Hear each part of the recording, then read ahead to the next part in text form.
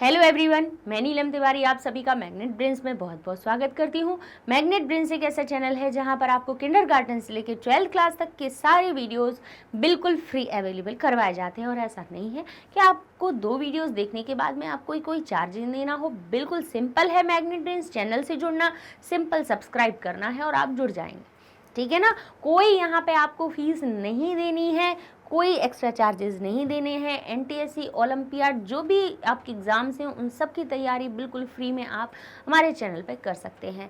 इसी के साथ में टेस्ट पेपर सीरीज़ जो चल रही है उसमें हम कक्षा 8वीं में हमारा जो सप्तमः पाठ है जिसका नाम है भारत जनता अहम, भारत की जनता हूँ मैं, इस पाठ को हमने पढ़ा दिया।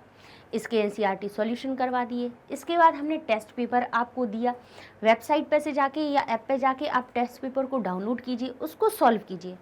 फिर उसके बाद में इस वीडियो को आपको देखना है कि हम कितना सॉल्व कर पाए। आपको स्वयं में ये एनालाइज करना है इस वीडियो को देख के कि हमने जितनी चीज़ें आपको 6 पार्ट में समझाई, आपको चाहे प्रश्न निर्माण करना हो, किसी भाषिक कार्य करना हो या फिर गद्यांश और पद्यांश को पढ़कर उत्तर देना हो, सारी चीज़ें हम सिखाते चले आ रहे हैं। अब आप कितना सीख चुकी हैं तो उसका भी यहीं पे हम अवलोकन कर लेंगे। तो जैसे पहला हमारा प्रश्न आता है, रेखांकितानाम पदानाम स्थानेषु, रेखांकित पदों के स्थान पर प्रश्नवाचक पदम चित्वा लिखत। प्रश्नवाचक पद को चुनकर आपको लिखना है, अर्थात प्रश्न निर्माण करना, इसी को हम कहते हैं, ठीक है। विकल्प आपके सामने आए या ना आए कोई फर्क नहीं पड़ता है, आप स्वयं भी उनको क्या कर सकते हो, अपने आप से भी आप प्रश्न का निर्माण कर सकते हो। ये भी तरीका हम आपको सिखा चुके हैं और भी यहाँ पे हर वीडियो में हम आपको सिखाते जा रहे हैं, ठीक है। तो चलिए सबसे पहले हम वाक्य को पढ़ें। लिखा है, अहम भारत जनता शालीना अस्मि, मैं भारत की जनता हूँ जो शालीन हूँ। कैसी हूँ? शालीन हूँ, विनय से पूर्ण हूँ, विनय से पूर्ण हूँ और पुष्प की तरह कोमल हूँ।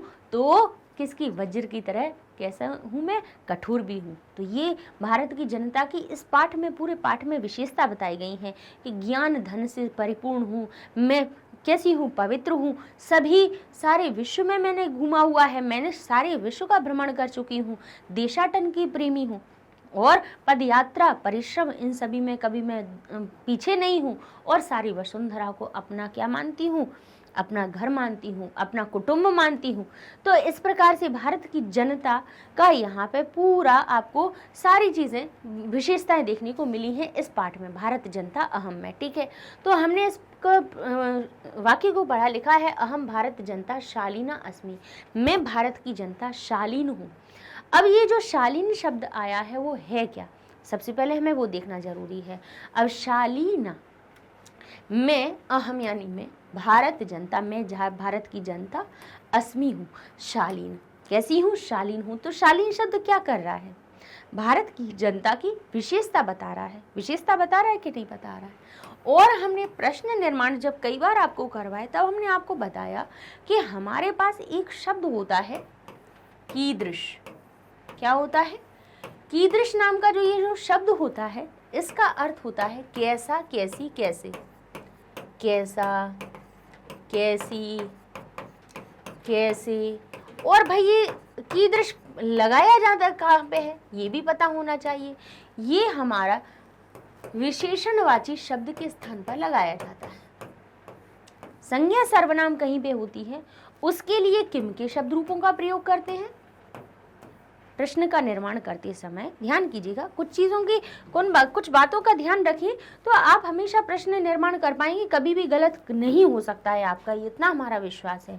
कभी भी जैसे आपके सामने कोई संज्ञा सर्वनाम हो, यानी संज्ञा का मतलब क्या होता है? नाम, और नाम की जगह पे जो शब्द प्रयोग होते हैं वो होते हैं सर्वनाम।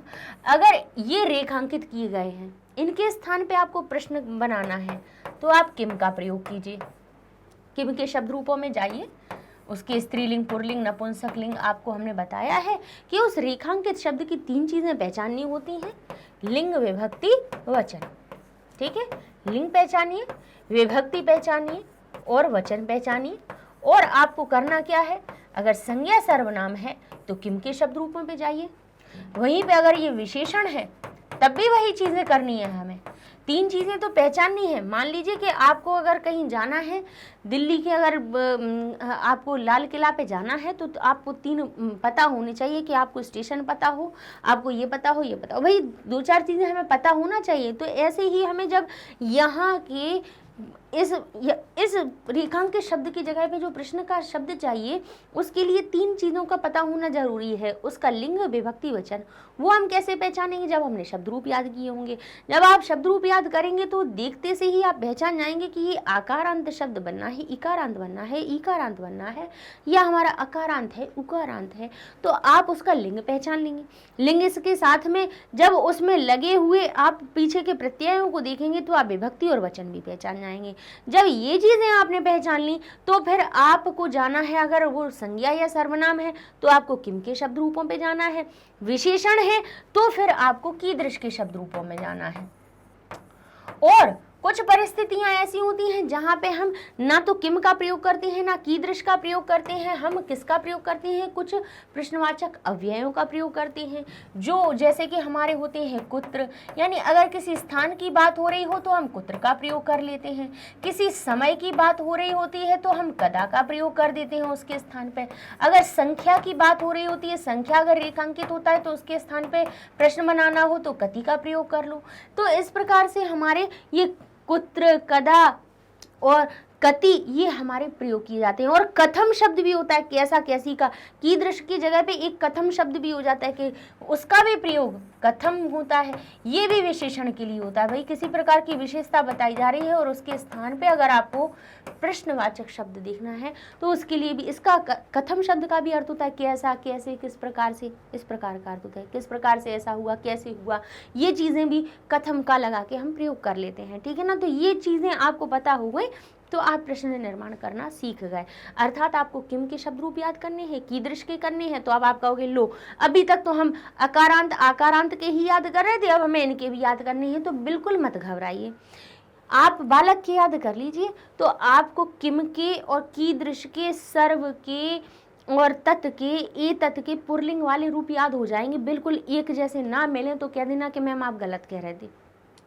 आप बालिका के याद कर लो तो किम के आपको स्त्रीलिंग के याद हो जाएंगे, कीदृश के आपको स्त्रीलिंग के हो जाएंगे, ए तत् तत् जितने भी जो सर्वनाम पद होते हैं सब याद हो जाएंगे। और अगर आपको पुरलिंग और स्त्रीलिंग के याद हो गए तो नपुंसक लिंग तो हर एक का केवल प्रथमा द्वितीय अलग होता है, बाकी सब पुल्लिंग जैसा बनता है। भाई ऐसे सरल हैं, कोई बड़ी कठिनाई नहीं है। और अब देखिए कैसे उनका प्रयोग करना है। इन चीज़ों को याद करके हमें मिला क्या? हमने कहा शालीना शब्द हमारा कैसा है? विशेषण है। अर्थात हमें जो उत्तर मिलेगा वो मिलेगा किसमें? कीदृश में मिलेगा। किस में मिलेगा? कीदृश में मिलेगा। ठीक है, ये भी हमने जान लिया। अब इसके बाद हमने शालीना आकारांत शब्द है तो हमने पहचान लिया कि ये स्त्रीलिंग है। आकारांत शब्द स्त्रीलिंग होते हैं। ठीक है, स्त्रीलिंगवाची हो गया। अब इसके बाद इसमें कोई परिवर्तन दिखाई दे रहा है? बोले नहीं, बिल्कुल जैसा का तैसा लिखा हुआ है। तो आकारांत शब्द जैसे कि तैसे कहाँ पे लिखे होते हैं? प्रथमा विभक्ति एक वचन में। जब उनमें प्रथमा विभक्ति और एक वचन का प्रयोग होता है तब उनमें आपको कोई परिवर्तन दिखाई नहीं देगा। माला माला, लता लता, राधा राधा, शिक्षा शिक्षा, विद्या विद्या, जो जैसा है वो वैसा ही लिखा रहेगा प्रथमा विभक्ति एक वचन में। अब इन तीनों चीज़ों से हमें क्या पता चला? हमें ये पता चला कि कीदृश के हमें स्त्रीलिंग में जाना है, प्रथमा विभक्ति एक वचन में जाना है। तो कीदृश हमारा प्रथमा विभक्ति एक वचन में बनता है कीदृशी। सो यहाँ पे दिया हुआ है, बोले ये दिया हुआ है। अब कभी कभी बच्चों को क्या लगता है कि जैसे अगर कीदृश हो के स्त्रीलिंग वाले बालिका जैसे बन रहे हैं तो बालिका शब्द बालिका बनता है तो कीदृश को भी कीदृशा बनना चाहिए, लेकिन ये गलती नहीं करना। कीदृश शब्द पुल्लिंग के लिए तो बालक जैसा बालकः बनता है तो कीदृश कीदृशः बन जाता है। लेकिन अच्छा फल फलम बनता है तो कीदृश कीदृशम बन जाता है। लेकिन ये याद रखिएगा कि अगर देखिए बालक इसके साथ में जैसे पुल्लिंग के साथ में कीदृश कैसा बनना है? कीदृशः। ठीक है, वहीं पे अगर बालिका के साथ में बन रहा और जैसे फल के साथ में बन रहा है यानी नपुंसक लिंग के साथ में बनना है तो फल जैसे फलम बनता है तो कीदृश बन जाता है कीदृशम। ठीक है। लेकिन स्त्रीलिंग में ये याद रखिएगा कि बालिका जैसे ये आकारांत है तो कीदृशा नहीं बनता है, कीदृशी बनता है। ठीक है, इतना याद रखिएगा, वो मिलेगा तो हमें शब्द रूप में। तो प्रथमा विभक्ति एक वचन का कीदृशी बनता है, सो हमारा ये उत्तर बन जाएगा सही। ठीक है, तो आप क्या करना है, अहम भारत जनता कीदृशी अस्मि, मैं भारत की जनता कैसी हूँ, तो उत्तर आ जाएगा शालीना। ऐसे ही प्रश्न के उत्तर देते हैं, उत्तर से प्रश्न बनाते हैं, बस सिंपल, कोई बड़ी बात नहीं है। आगे लिखा है अहम कुलिशात, मैं कुलिशात यानी वज्र से, कुलिश का अर्थ क्या होता है, वज्र। कुलिशात अपि कठिना अस्मि, मैं कुलिश से भी ज्यादा कठिन हूँ। कुलिशात पंचमी विभक्ति लगी है, सो क्या लग रहा है, सी का अर्थ निकल रहा है इसमें। मैं कुलिशात, मैं वज्र से, अब से आया फिर इधर कहा भी, मैं वज्र से भी कठोर हूँ, मैं कठिन हूँ। ठीक है, अब ये बताना था हमें। अब हमें करना क्या है, हमें कुलिशात शब्द को पकड़ना है। कुलिश शब्द अकारांत बन रहा है, इसीलिए उसमें आत पंचमी विभक्ति लगी हुई है। पंचमी विभक्ति लगी हुई है, पहचान लिया हमने कि भाई आत जैसे बालक बनता है, बालकात कहाँ बनता है, पंचमी के एक वचन में। तो हमने तीन चीजें इससे पहचानी। भाई अपना पहले लिंग बताओ, तो उसने कहा पुरलिंग हूं मैं। कौन सी विभक्ति लगी है, उसने कहा पंचमी विभक्ति। कौन सा वचन है, कहेंगे एक वचन में आत लगाया जाता है। तीन चीजें मिल गई, कहाँ पहुंचना है अब हमें, विशेषण नहीं बन रहा है। मैं कुलिशात अपि कठिना अस्मि, मैं कुलिश से भी ज्यादा कठिन हूँ, है ना। तो वज्र से भी ज्यादा कठिन विशेषता है, और अपनी विशेषता उसने क्या बताया, मैं वज्र से भी ज्यादा हूँ। तो वज्र में अब हमें क्या मिलेगा, हमें कहाँ जाना पड़ेगा, कस्मात जाएंगे या कीदृशात जाएंगे।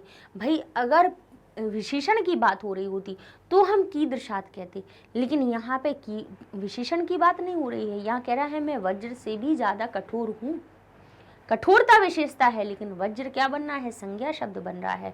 तो यहाँ पे हम किसके, किम के शब्द रूपों पे जाएंगे और कहेंगे अपने पुरलिंग के पंचमी विभक्ति एक वचन को बताओ, तो वो कह देगा कस्मात बनेगा हमारा उत्तर, और ये सही हो जाएगा।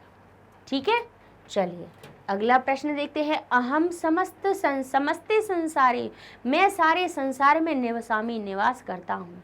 अब संसार शब्द में एक ही मात्रा, संसार अकारांत शब्द है। अब कहें पुरलिंग माने या नपुंसक लिंग, कुछ भी मान लो, एक ही मात्रा बता रहे हैं हम आपको, क्योंकि भाई तृतीया से सप्तमी तक के पुरलिंग और नपुंसक लिंग के रूप बिल्कुल एक जैसे बनते हैं।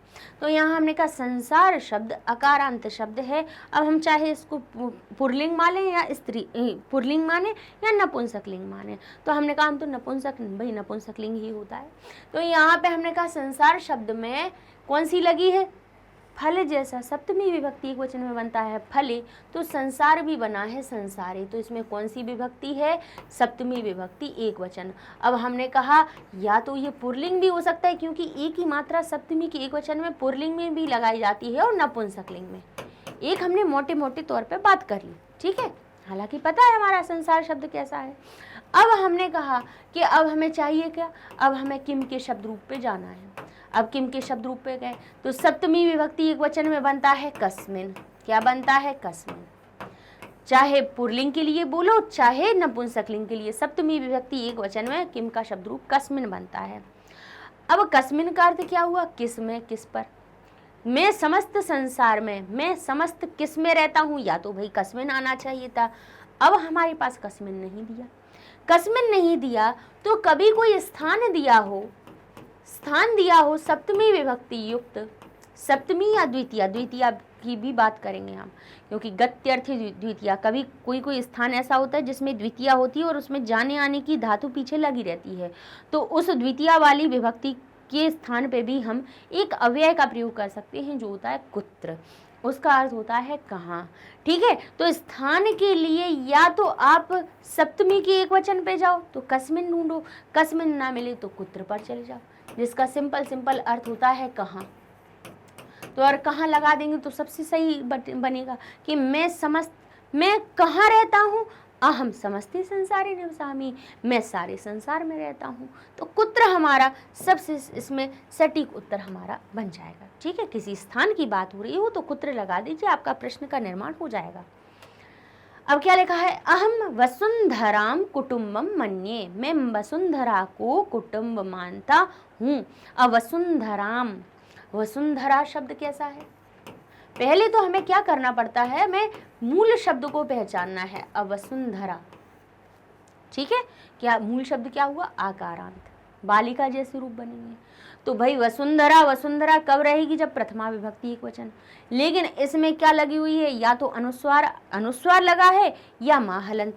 और अनुस्वार और माहलंत अकेला लगता किस विभक्ति में है, तो कहेंगे हम अपनी कम से कम 90%, 95% शब्द रूपों में देखते हैं तो द्वितीय विभक्ति के एक वचन में ही हमारा द्वितीय विभक्ति का जब रूप बनाया जाता है, तब फिर हमारा किसी भी मूल शब्द में आप क्या कहेंगे, मूल माहलंत या फिर अनुस्वार लगा दिया जाता है। ठीक है, तो यहाँ पे हमने पहचाना कि वसुंधरा शब्द कैसा था, क्योंकि 3 चीजें हमें इससे पहचानी है। वसुंधरा किसको, पृथ्वी को कहा जाता है, नाम आ रहा है, संज्ञा आ रहा है, तो इसलिए किम शब्द का प्रयोग करेंगे हम। किम, किम से ढूंढेंगे, किम का पता ढूंढेंगे कि भाई इसका पता बताओ, हम प्रश्नवाचक शब्द क्या लगा इसकी जगह पे।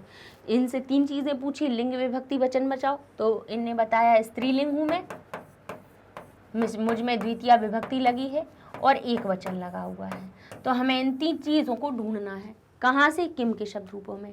तो स्त्रीलिंग में आप किम के अगर रूपों को देखोगे तो प्रथमा विभक्ति में बनता है का, के और काह, और द्वितीय विभक्ति में बनता है काम, के, काह। तो लीजिए, मिल गया आपको कि नहीं मिल गया, बताइए बताइए, काम मिल गया कि नहीं मिल गया। द्वितीय विभक्ति किम का स्त्रीलिंगवाची शब्द रूपों में गए तो वहां पे हमने कहा द्वितीय विभक्ति एक वचन का हमें बता दो, तो उन्होंने बता दिया काम बनता है। हमने क्या कहा था, बालिका की याद कर लो, किम के स्त्रीलिंग की याद हो जाएंगे। जैसे हमने कहा बालिका, बालिके, बालिकाह, तो बाली बाली हटा दिया, बचा का, के, काह। फिर कहा बालिकाम, बालिके, बालिकाह, तो बाली बाली हटा दिया, बच गया काम, के, काह। बिल्कुल समान ना हो जाए तो आप कह देना कि मैम आप गलत कह रहे थे। तो यहाँ पे वसुंधराम के स्थान पे हम काम का प्रयोग कर देंगे और हमारा सही उत्तर बन जाएगा। और इस तरह से काम लगा के आप प्रश्न का निर्माण भी कर देंगे। अहम काम बस कुटुंबम मन्ये, मैं किसको कुटुंब मानता हूँ, अहम वसुंधराम कुटुंबम मन्ये। आगे लिखा है अहम श्रेय प्रिय च उभयम चिनोती, मैं श्रेय और प्रिय दोनों को ही चुनता हूँ। श्रेय यानी कल्याण को, शुभ को, और प्रिय यानी प्रेम को। मैं श्रेय को, कल्याण को और प्रेम दोनों को, उभयम यानी दोनों को ही चुनता हूँ। ठीक है, अब श्रेय शब्द में पहचाननी है, भैया कौन सी विभक्ति है, इनसे पूछा, इनने कहा प्रथमा विभक्ति लगी है। तो अब यहाँ पे हमें प्रश्नवाचक शब्द में देख लेनी है कि प्रथमा विभक्ति किस में लगी है। अब कहने को तो श्रेय शब्द कैसा है, श्रेयस पुल्लिंग शब्द में से आता है, श्रेयस शब्द का ही हमारा श्रेय पुल्लिंगवाची रूप होता है। प्रथमा विभक्ति एक वचन का रूप बन रहा है, तो भाई प्रथमा विभक्ति कम में है, बोले द्वितीय है, कई में है, तृतीया है, का में है, बोले है तो प्रथमा लेकिन स्त्रीलिंग वाली प्रथमा है, हम क्या करें। तो कहेंगे स्त्रीलिंग तो नहीं बना सकते हैं। अगर हमारे पास ऐसी समस्या आए कि जब भाई हमारा ये शब्द हमारा पुल्लिंग का है और हमें प्रथमा विभक्ति का शब्द रूप नहीं मिल रहा है, तभी किम स्वयं में ऐसा होता है जिसको हम प्रयोग कर सकते हैं उसके स्थान पर। तो किम जो प्रथमा विभक्ति है, जो क्या या कौन स्वयं में बताता है, तो हम उसका प्रयोग कर देंगे, लेकिन स्त्रीलिंग का नहीं करेंगे। भाई पुल्लिंग को स्त्रीलिंग में नहीं बनाएंगे। हम क्या कह रहे हैं, पुल्लिंग और नपुंसक लिंग तो भाई भाई भाई हो जाते हैं, तृतीया से सप्तमी तक सब अपने अपने रूप को बांट लेते हैं। प्रथमा द्वितीय अलग हो गई, बाकी तो सबके समान हो जाते हैं ना। तो इसलिए भाई नपुंसक लिंग और पुल्लिंग का तो आदान प्रदान हो जाता है, लेकिन स्त्रीलिंग नहीं बनाएंगे, बस, है ना। तो इस प्रकार से हम किम शब्द का प्रयोग कर लेंगे। ठीक है, चलिए, जिसका अर्थ होगा क्या या कौन, यानी मैं किसको और प्रेम को दोनों को चाहता हूँ, मैं क्या और प्रेम दोनों को चाहता हूँ, तो कहेंगे मैं श्रेय और प्रेम दोनों को ही चाहता हूँ। अहम आध्यात्म सुधा तटनी स्नान ही परिपूता अस्मि, मैं आध्यात्म सुधा की तटनी यानी नदी में स्नान के द्वारा परिपूता हूँ। अब स्नान ही शब्द में हमें देखना है कौन सी विभक्ति लगी है, स्नान ही है। विभक्ति कौन सी दिखाई दे रही है, तृतीया विभक्ति बहुवचन।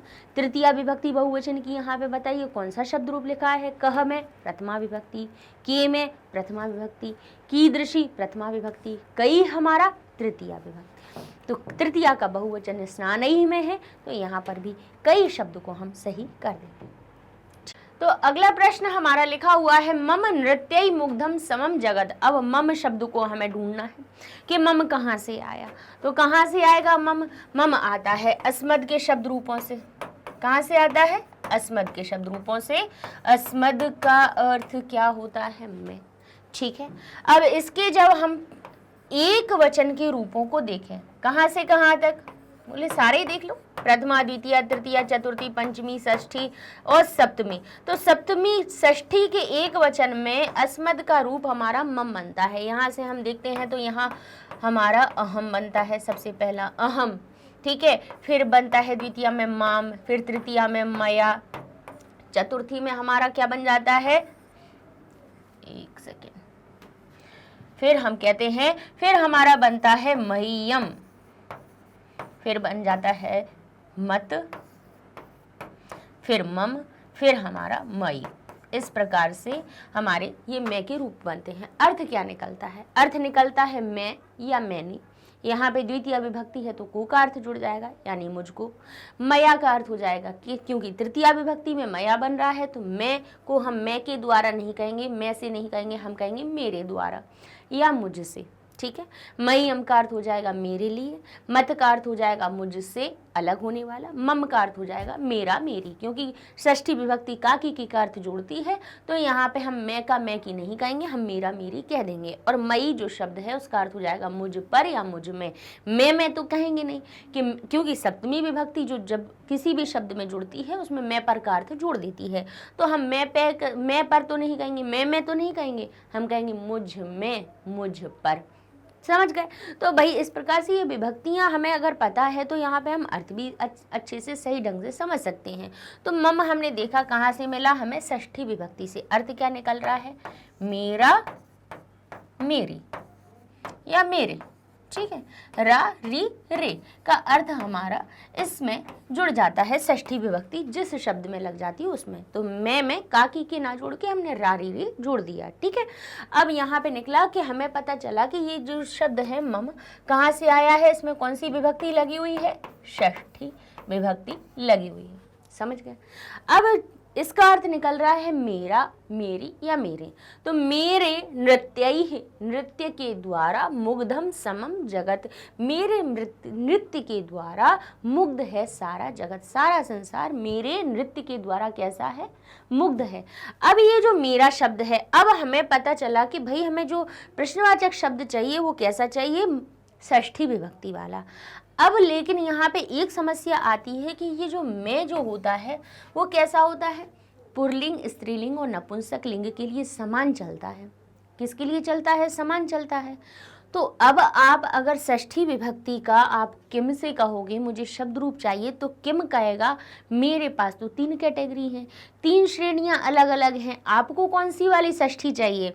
क्योंकि भाई पुल्लिंग और नपुंसक लिंग की षष्ठी एक जैसी बनेगी, है ना, षष्ठी विभक्ति का रूप एक जैसा बनेगा, क्योंकि पुल्लिंग और नपुंसक लिंग के किम के शब्द रूप कैसे बनते हैं? तृतीया से सप्तमी तक समान बनते हैं। तो उसने कहा भाई तुम्हें आपको षष्ठी विभक्ति चाहिए तो पुल्लिंग नपुंसक लिंग वाली चाहिए या स्त्रीलिंग वाली चाहिए? तो अब हमें ये देखना पड़ेगा कि ये जो मेरा शब्द है वो कौन प्रयोग कर रहा है, वो कौन अपने लिए प्रयोग कर रहा है? कोई स्त्रीवाची शब्द कर रहा है या पुल्लिंगवाची कर रहा है? यानी भाई अगर हम लड़की हैं, है ना, हम लड़की हैं तो हम कहेंगे मेरा घर, तो ये जो मेरा शब्द है वो स्त्रीलिंग के लिए प्रयोग हो रहा है। और अगर कोई लड़का अगर मेरा शब्द कहेगा तो वही मेरा शब्द पुल्लिंग के लिए प्रयोग होगा। समझ रहे हैं? तो यहाँ पे अब हमें ये देखना है कि ये जो मम आया है वो किसके लिए आया है। कह रहे हैं मम नृत्यई मुग्धम समम जगत, मेरे नृत्य के द्वारा सारा जगत मोहित है।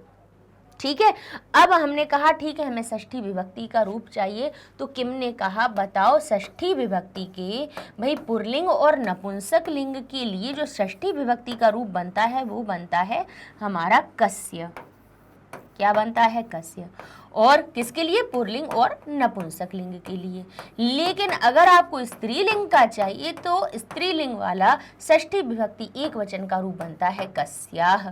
तो अब आपको ये देखना पड़ेगा, ये तय करना पड़ेगा कि ये जो मेरा शब्द है वो स्त्री के लिए आया है या पुल्लिंग के लिए।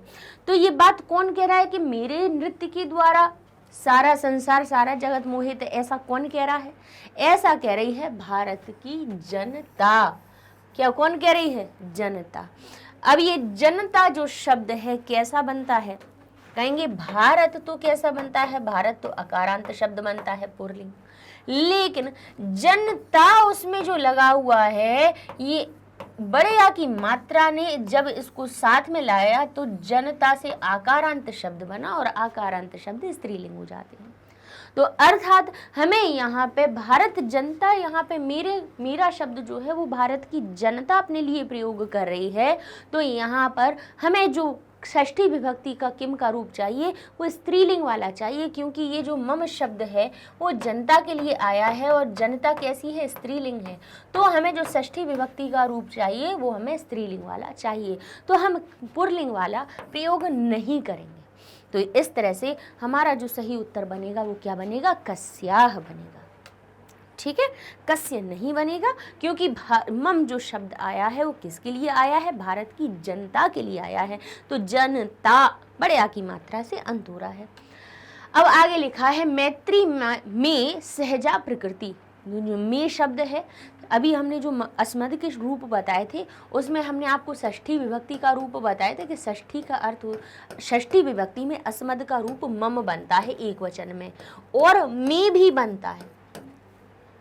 ठीक है, विकल्प से कहीं कहीं अच्छा अर्थ क्या निकलता है? मेरा, मेरी, मेरे। तो इसका भी अर्थ मेरा, मेरी, मेरे होता है। ठीक है, तो मम मिले तब भी उसका अर्थ, जब जहाँ पे भी आप पढ़ें तो मेरा, मेरी लगाइएगा।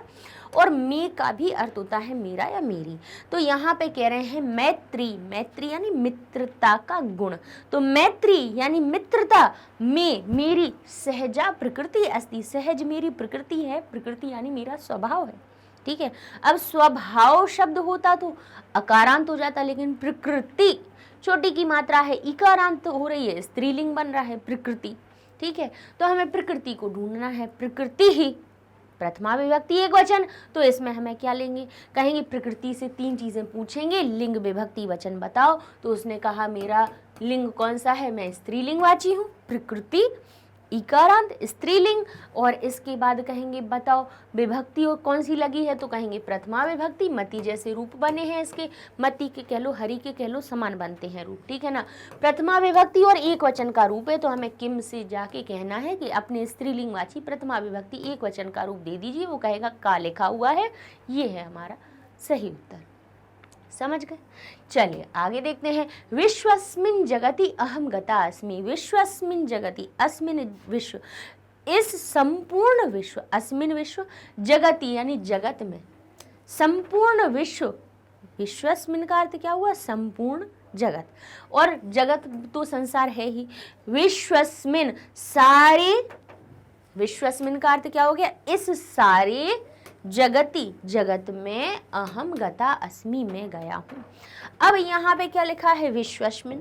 विश्वस्मिन् शब्द क्या कह रहा है? इस संपूर्ण का अर्थ बता रहा है। इस संपूर्ण, और जगत का अर्थ हो गया संसार। ठीक है, अच्छा तोड़े इसको तो क्या बनना है? विश्व और अस्मिन्। अब दोनों शब्द से अस्मिन् का अर्थ हुआ इस, और विश्व का अर्थ हुआ संपूर्ण, और जगति का अर्थ हो गया संसार। इस संपूर्ण संसार में अहम गता अस्मि, मैं गया हूँ। मैं सारे संसार में गया हूँ। भारत की जनता कहती है कि मैं सारे संसार में गई हूँ। अब विश्वस्मिन् शब्द के स्थान पे हमें क्या करना है? शब्द का प्रयोग करना है। अब ये जो विश्वस्मिन् शब्द है क्या अर्थ बता रहा है? कि संपूर्ण, इस संपूर्ण, इस संपूर्ण शब्द बना विश्वस्मिन से, और जगति का अर्थ हो गया संसार में। अब यहाँ हम दोनों जगह देखें, दोनों में सप्तमी विभक्ति लगी है। जगत शब्द में भी जगति सप्तमी विभक्ति से आया है, और अस्मिन जो शब्द लगा हुआ है वो भी सप्तमी विभक्ति से आया है। अर्थात दोनों में सप्तमी विभक्ति है। जहाँ दो जगह समान विभक्तियां दिखें तो समझ जाना यहाँ पे एक शब्द दूसरे की विशेषता बता रहा है। कौन सा शब्द किसकी विशेषता बता रहा है? विश्वस्मिन शब्द जगति की बता रहा है कि जगत यानी संसार, उस संसार में, बोले कैसे संसार में? कहेंगे इस संपूर्ण संसार में। तो इस संपूर्ण शब्द क्या बना? विशेषण बना। अब जब ये कि विशेषण बन गया है तो इसके स्थान पे अगर हमें क्या लेके आना है? प्रश्नवाचक शब्द लाना है। तो विशेषण के लिए प्रश्नवाचक शब्द हमें कहाँ से मिलता है? कीदृश से मिलता है। अब कीदृश में भी हम क्या देखेंगे कि जब यहाँ पे सप्तमी विभक्ति लगी हुई है, अस्मिन शब्द हमारा कहाँ आता है? पुरलिंग नपुंसकलिंग में आता है।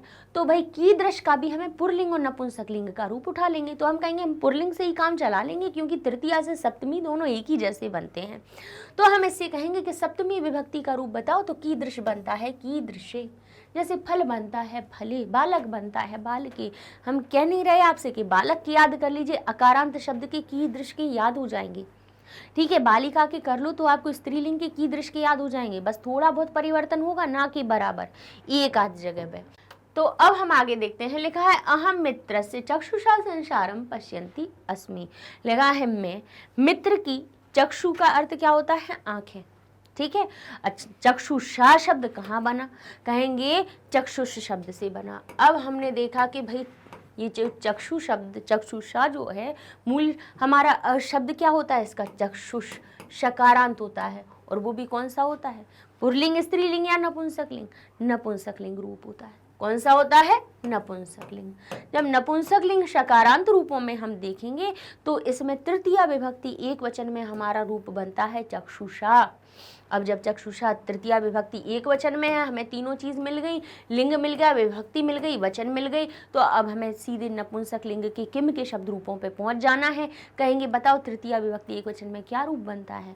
तो वो कहेगा कि भाई पुरलिंग और नपुंसक लिंग के एक जैसे बनते हैं। तो तृतीया में पुरलिंग हमारा क्या बनता है? जैसे बालक में से बालकेन में से बाल हटा दो तो केन बचता है। हमने ऐसे ही याद करना आपको सिखाया है किम के रूप। तो हमने देखा कि पुरलिंग के तृतीया विभक्ति एक वचन में जो रूप बनता है वो किम का बनता है केन। तो इस प्रकार से ये हमारा सही रूप बन जाएगा। सिंपल सी बात। चलिए अब हमारा अगला प्रश्न है पर्याय पदानी मेलयत। पर्याय पदों का मेलन कीजिए। ठीक है, मतलब पर्याय यानी समान अर्थ बताने वाले शब्द। तो पद देखिए, पर्याय ढूंढेंगे हम। संसार लिखा है संस्कार युक्त, यानी संस्कारों से युक्त। पवित्र यानी पवित्र में। ठीक है, यानी जिसके अंदर कोई बुराई नहीं हो। ठीक है, अब कहते हैं सामान्य यानी सामान्य, और स्वभाव नेत्रेण नेत्र के द्वारा। आगे देख लेते हैं मित्रता। आगे लिखा है देश भ्रमणम, देश में भ्रमण करने की बात लिखी है। मित्रता तो समझ में आ रही है, मैत्री भाव, भाई हम एक दूसरे से जो प्रेम की भावना रखते हैं वो मित्रता कहला जाती है। संपूर्णम यानी सारा, जगत यानी संसार में, परिवारम परिवार, परिवार को, और यहाँ लिखा है वज्रात यानी वज्र से। ठीक है, अब इसके समानार्थक हमें ढूंढने हैं। तो देखेंगे संस्कार युक्त, संस्कार युक्त को आप क्या कहेंगे? कुटुंब कहेंगे। कुटुंब तो परिवार को कहते हैं। तो भाई हमारा जो परिवार शब्द है, परिवार यहाँ पे बनेगा, जो परिवारम उसको हम कुटुंब से मिलान कर देंगे। पवित्र किसको कहेंगे? परिपूता शब्द आया है, किसके लिए? पवित्रता के लिए आया है। सामान्य को हम सहज कह देंगे, है ना, सामान्य जा रहा है तो सहज कह देंगे इसको। स्वभाव, स्वभाव को आप क्या कहेंगे यहाँ पे? बताइए, प्रकृति, है ना, भाई कहते हैं क्या? प्रकृति है, उसका स्वभाव है, एक ही बात कहलाती है। आगे नेत्रेण, नेत्र के द्वारा, तो यहाँ पे हमारा कौन सा शब्द आया है? चक्षुषा शब्द आया है, तृतीया विभक्ति वाला। आगे लिखा है मित्रता। मित्रता को आप किससे दर्शाओगे? बताइए, प्रकृति से दर्शाओगे। कुलिशात आया है, देशाटन आया है, शालीना आया है, समम आया है, या मैत्री। तो मैत्री और मित्रता एक ही बात हो जाती है। आगे लगा है देश भ्रमणम, यानी देश का भ्रमण करना, किससे बनेगा? देशाटन पर्याय आया हुआ है।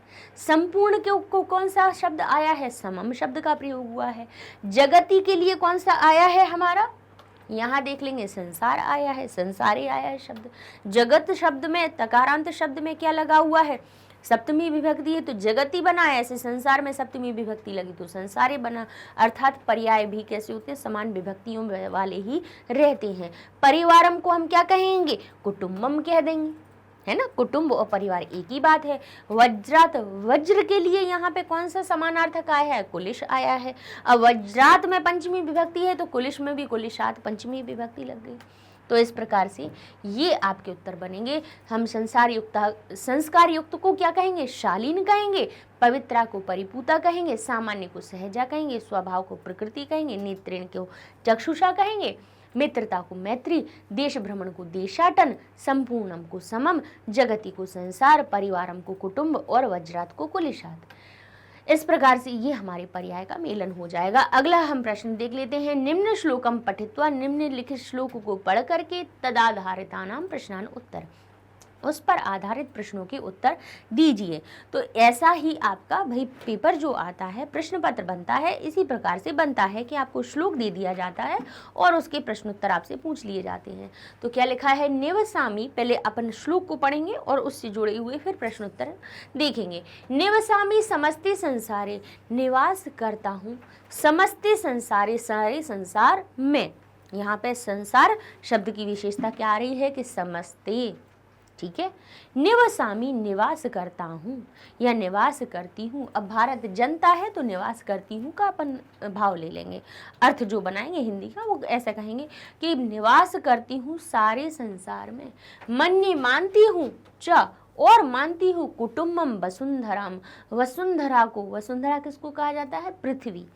तो पृथ्वी को कुटुंब यानी परिवार मानती हूँ। वसुंधराम कुटुंबम चा मन्ये, यानी वसुंधरा को कुटुंब मानती हूँ।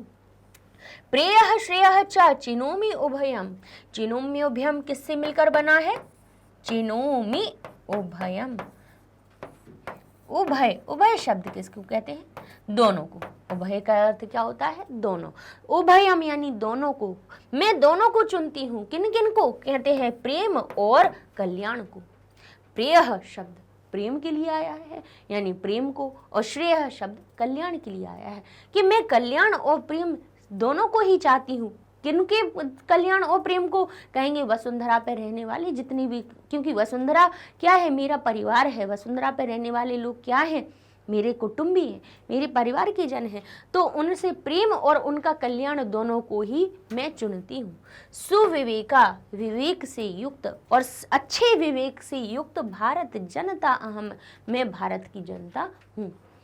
सुविवेका यानी अच्छे। सु का अर्थ क्या होता है? सु एक उपसर्ग होता है जो जिस शब्द में लग जाता है उसमें अच्छाई का अर्थ जोड़ देता है।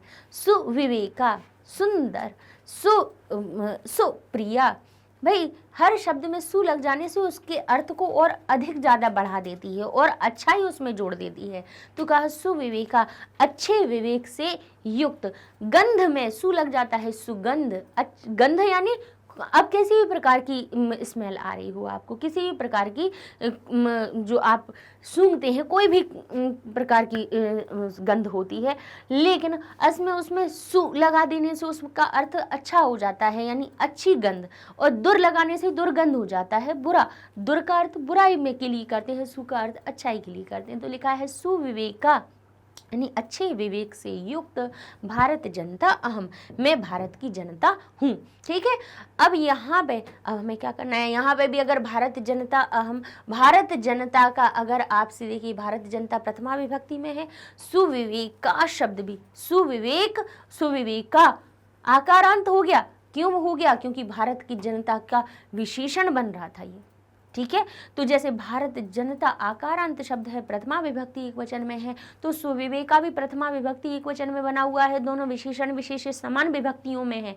तो किसकी विशेषता आ रही है? भारत की जनता की। तो ये विशेष हो जाएगा, ये विशेषण हो जाएगा। ठीक है ना।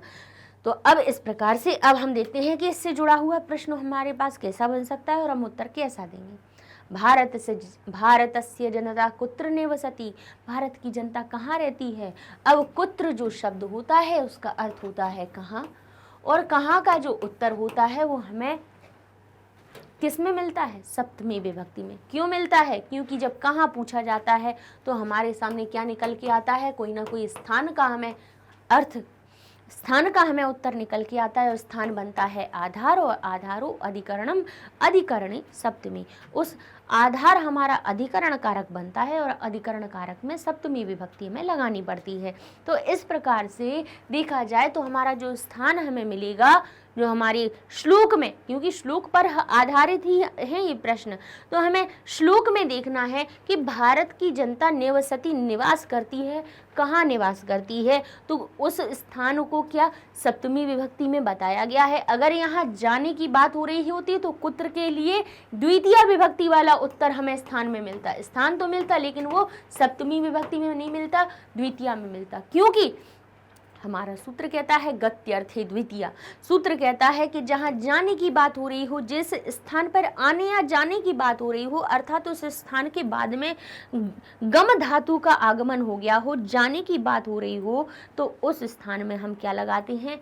उसमें हम सप्तमी का प्रयोग ना करके द्वितीय का प्रयोग करते हैं। तो दो आपकी कंडीशन होती है कि कुत्र के स्थान पे आपको जो स्थान मिलेगा, जो शब्द मिलेगा, उसमें या तो आपको सप्तमी मिलेगी या द्वितीय मिलेगी। तो हम दोनों ही देख लेते हैं कि निवसामी, निवास करने की जो धातु का रूप आया हुआ है, उसके साथ में कौन सा शब्द आया है, कहाँ निवास करती है? भारत जनता निवसामी। अहम लिखा हुआ है, इसीलिए क्रिया आई है निवसामी। अहम निवसामी, मैं निवास करती हूँ। कहाँ? तो कहेंगे समस्ते संसारे। अब दोनों में ही सप्तमी है, तो इसमें से हम समस्त को लेंगे या संसार को लेंगे? तो कहेंगे विशेषण हमारा उत्तर नहीं बनता है, उत्तर हमारा क्या बनता है? संज्ञा रूप। क्योंकि समस्त तो बताया कि समस्त में, तो सारी में रहते नहीं, संसार में रहते हैं, समस्त में थोड़ी ना रहते हैं। समस्त शब्द तो उसकी विशेषता बता रहा था, तो विशेषण को छोड़ देंगे, क्योंकि एक पद चाहिए, तो हम अकेला संसारे शब्द का प्रयोग करेंगे। और अगर साथ में लिख देंगे तो और भी अच्छी बात है, कोई दिक्कत नहीं है। ऐसा नहीं है कि अगर समस्त शब्द का प्रयोग अगर संसार के साथ में करोगे तो कोई गलती हो जाएगी, और अच्छा रहेगा, ठीक है ना। तो कहेंगे अब हम इसका उत्तर किस प्रकार से हमने ढूंढ लिया? हमने देखा कहाँ की बात हो रही है, किस स्थान की बात हो रही है? संसार की बात हो रही है, निवास करने के लिए। अहम निवसामि समस्ते संसारे, मैं सारे संसार में निवास करती हूँ। तो इस प्रकार से ये हमारा उत्तर बनेगा, ठीक है। तो भारतस्य जनता कुत्र निवसति, तो आप कहेंगे भारतस्य जनता संसारे, समस्ते संसारे। और देखिए दोनों में अगर कभी कभी एक आपको हम सामासिक पद बनाना भी बता दे रहे हैं। सामासिक पद का मतलब क्या होता है? दो जगह क्या है? विभक्तियां हैं, समान है, लेकिन हमें आगे वाली विभक्ति का लोप करना है। तो सीधा कैसा कीजिए आप, जैसे लिखा है हमने समस्ते और संसारे, ठीक है, दोनों में ही समान विभक्ति है। अगर हमें दोनों में ही सप्तमी विभक्ति नहीं लगानी है तो आप एक पहले वाले पद की विभक्ति का लोप कर दीजिए, मूल शब्द में पीछे वाला शब्द उठा के जोड़ दीजिए, और ये आपका सामासिक पद हो जाएगा। कोई दिक्कत नहीं है, समस्त संसारी अगर साथ में लिख दोगे इसकी विभक्ति का लोप करके, तो आपका सामासिक पद बन जाएगा और उत्तर हमारा सही हो जाएगा, ठीक है। तो इस प्रकार से हो जाएगा संसारे, समस्त संसारे, या समस्त। अगर अलग अलग लिखोगे तो समस्त को अकेला नहीं लिख सकते हो, तब उसमें विभक्ति लगानी पड़ेगी, लेकिन साथ जोड़ के लिख दो तो फिर बीच वाली विभक्ति का लोप करके हम उसको सामासिक पद बना देते हैं, ठीक है। तो भारत से जनता कुत्र निवसति, आप कहेंगे संसारे। अगला प्रश्न है, अगला प्रश्न कहता है भारत जनता कीदृशी अस्ति। अब कीदृश आ गया तो निश्चित अब आपको विशेषण ढूंढना है कि भारत की जनता किस प्रकार की है। तो कीदृशी भी हमसे इसने हमें बताया कि जो उत्तर मिलने वाला है वो कैसा मिलेगा आपको? प्रथमा विभक्ति एक वचन में मिलेगा, और वो भी स्त्रीलिंग वाला। तो कौन सा हमने अभी बताया था कि भारत की जनता की क्या विशेषता बताई गई है? कहा सुविवेका आया है शब्द, ये इसमें भी प्रथमा विभक्ति एक वचन लगा हुआ है कि नहीं है, और सुविवेका स्त्रीलिंग भी बनना है, प्रथमा विभक्ति एक वचन है। तो इस तरह से ये सुविवेका हमारा क्या हो जाएगा? सही उत्तर बन जाएगा, क्योंकि कीदृश की जगह पे आपको विशेषता बतानी है कि भारत की जनता किस प्रकार की है, ठीक है। चलिए अगला प्रश्न हमारा लिखा है पूर्ण वाक्य उत्तर। पूर्ण वाक्य के द्वारा उत्तर दीजिए। भारतस्य जनता काम कुटुम्बम मन्यते, कहते हैं भारत की जनता किसको कुटुंब मानती है। अब काम शब्द को ढूंढिए, इसके लिंग विभक्ति वचन पहचानिए तो आपको उत्तर तुरंत इस श्लोक में मिल जाएगा। काम ने कहा कि मैं कहाँ से आया हुआ हूँ, माँ हलंत दिख रहा है, कहाँ आएगा, कहेंगे स्त्रीलिंगवाची शब्द में। जब आप द्वितीय विभक्ति में जाते हैं तो द्वितीय विभक्ति के एक वचन में हमारा किम जो शब्द है वो काम का रूप बना लेता है। देखिए कहाँ बनाते हैं बताएं, देखिए स्त्रीलिंग के किम के शब्द रूप याद किए हो तो आपको दिख जाएगा। प्रथमा विभक्ति में रूप बनता है का के काह, और द्वितीय विभक्ति में बनता है काम, तो चाहे माँ हलंत हो या फिर अनुस्वार हो, काम के काह, इस प्रकार से रूप बनता है। तो भाई काम हमें कहाँ मिलता है, स्त्रीलिंग के शब्द रूपों में द्वितीय के एक वचन में। अब इससे हमें क्या पता चला, हमने तीन चीजें इसकी ढूंढी ना प्रश्नवाचक शब्द की, कि हमें पता चला कि इसका लिंग कौन सा है, स्त्रीलिंग है जिसमें कि द्वितीय विभक्ति लगी है और एक वचन का रूप है। तो ये हमें पता बता रहा है कि आपको श्लोक में किस चीज को ढूंढना है। कहेंगे कुटुम्बम मन्यते, कुटुंब मानता हूं किसको, तो अब ऐसा हमें शब्द ढूंढना है जिसमें कि जो स्त्रीलिंगवाची भी हो और जिसमें द्वितीय विभक्ति एक वचन लगी हो। तो बताइए कुटुम्बम के संग में मन्ये कुटुम्बम, ऐसा कौन सा शब्द है जिसमें द्वितीय विभक्ति एक वचन लगी हुई है, तो कहेंगे वसुंधरा। आकारांत शब्द है, स्त्रीलिंग वाला मिल गया, माँ हलंत लगा है द्वितीय विभक्ति एक वचन में, तो ये हमारा उत्तर हमें मिल जाएगा। अब इसको पूर्ण वाक्य में कैसे बनाओगे, आपको क्या करना है, काम के स्थान पे सिर्फ वसुंधराम को लिख देना है और पूरा वाक्य आपको यहीं से मिल जाएगा। भारतस्य जनता वसुंधराम कुटुंबम मन्यते, उत्तर बन जाएगा। ठीक है, आगे लिखा है सा किम चिनोती, वह किसको चुनती है। अब हमें क्योंकि पूर्ण वाक्य का उत्तर है तो एक पद का अकेला ढूंढने की जरूरत नहीं है, और वहां पे हम बता सकते हैं क्योंकि दोनों को चुन रही है चिनोती।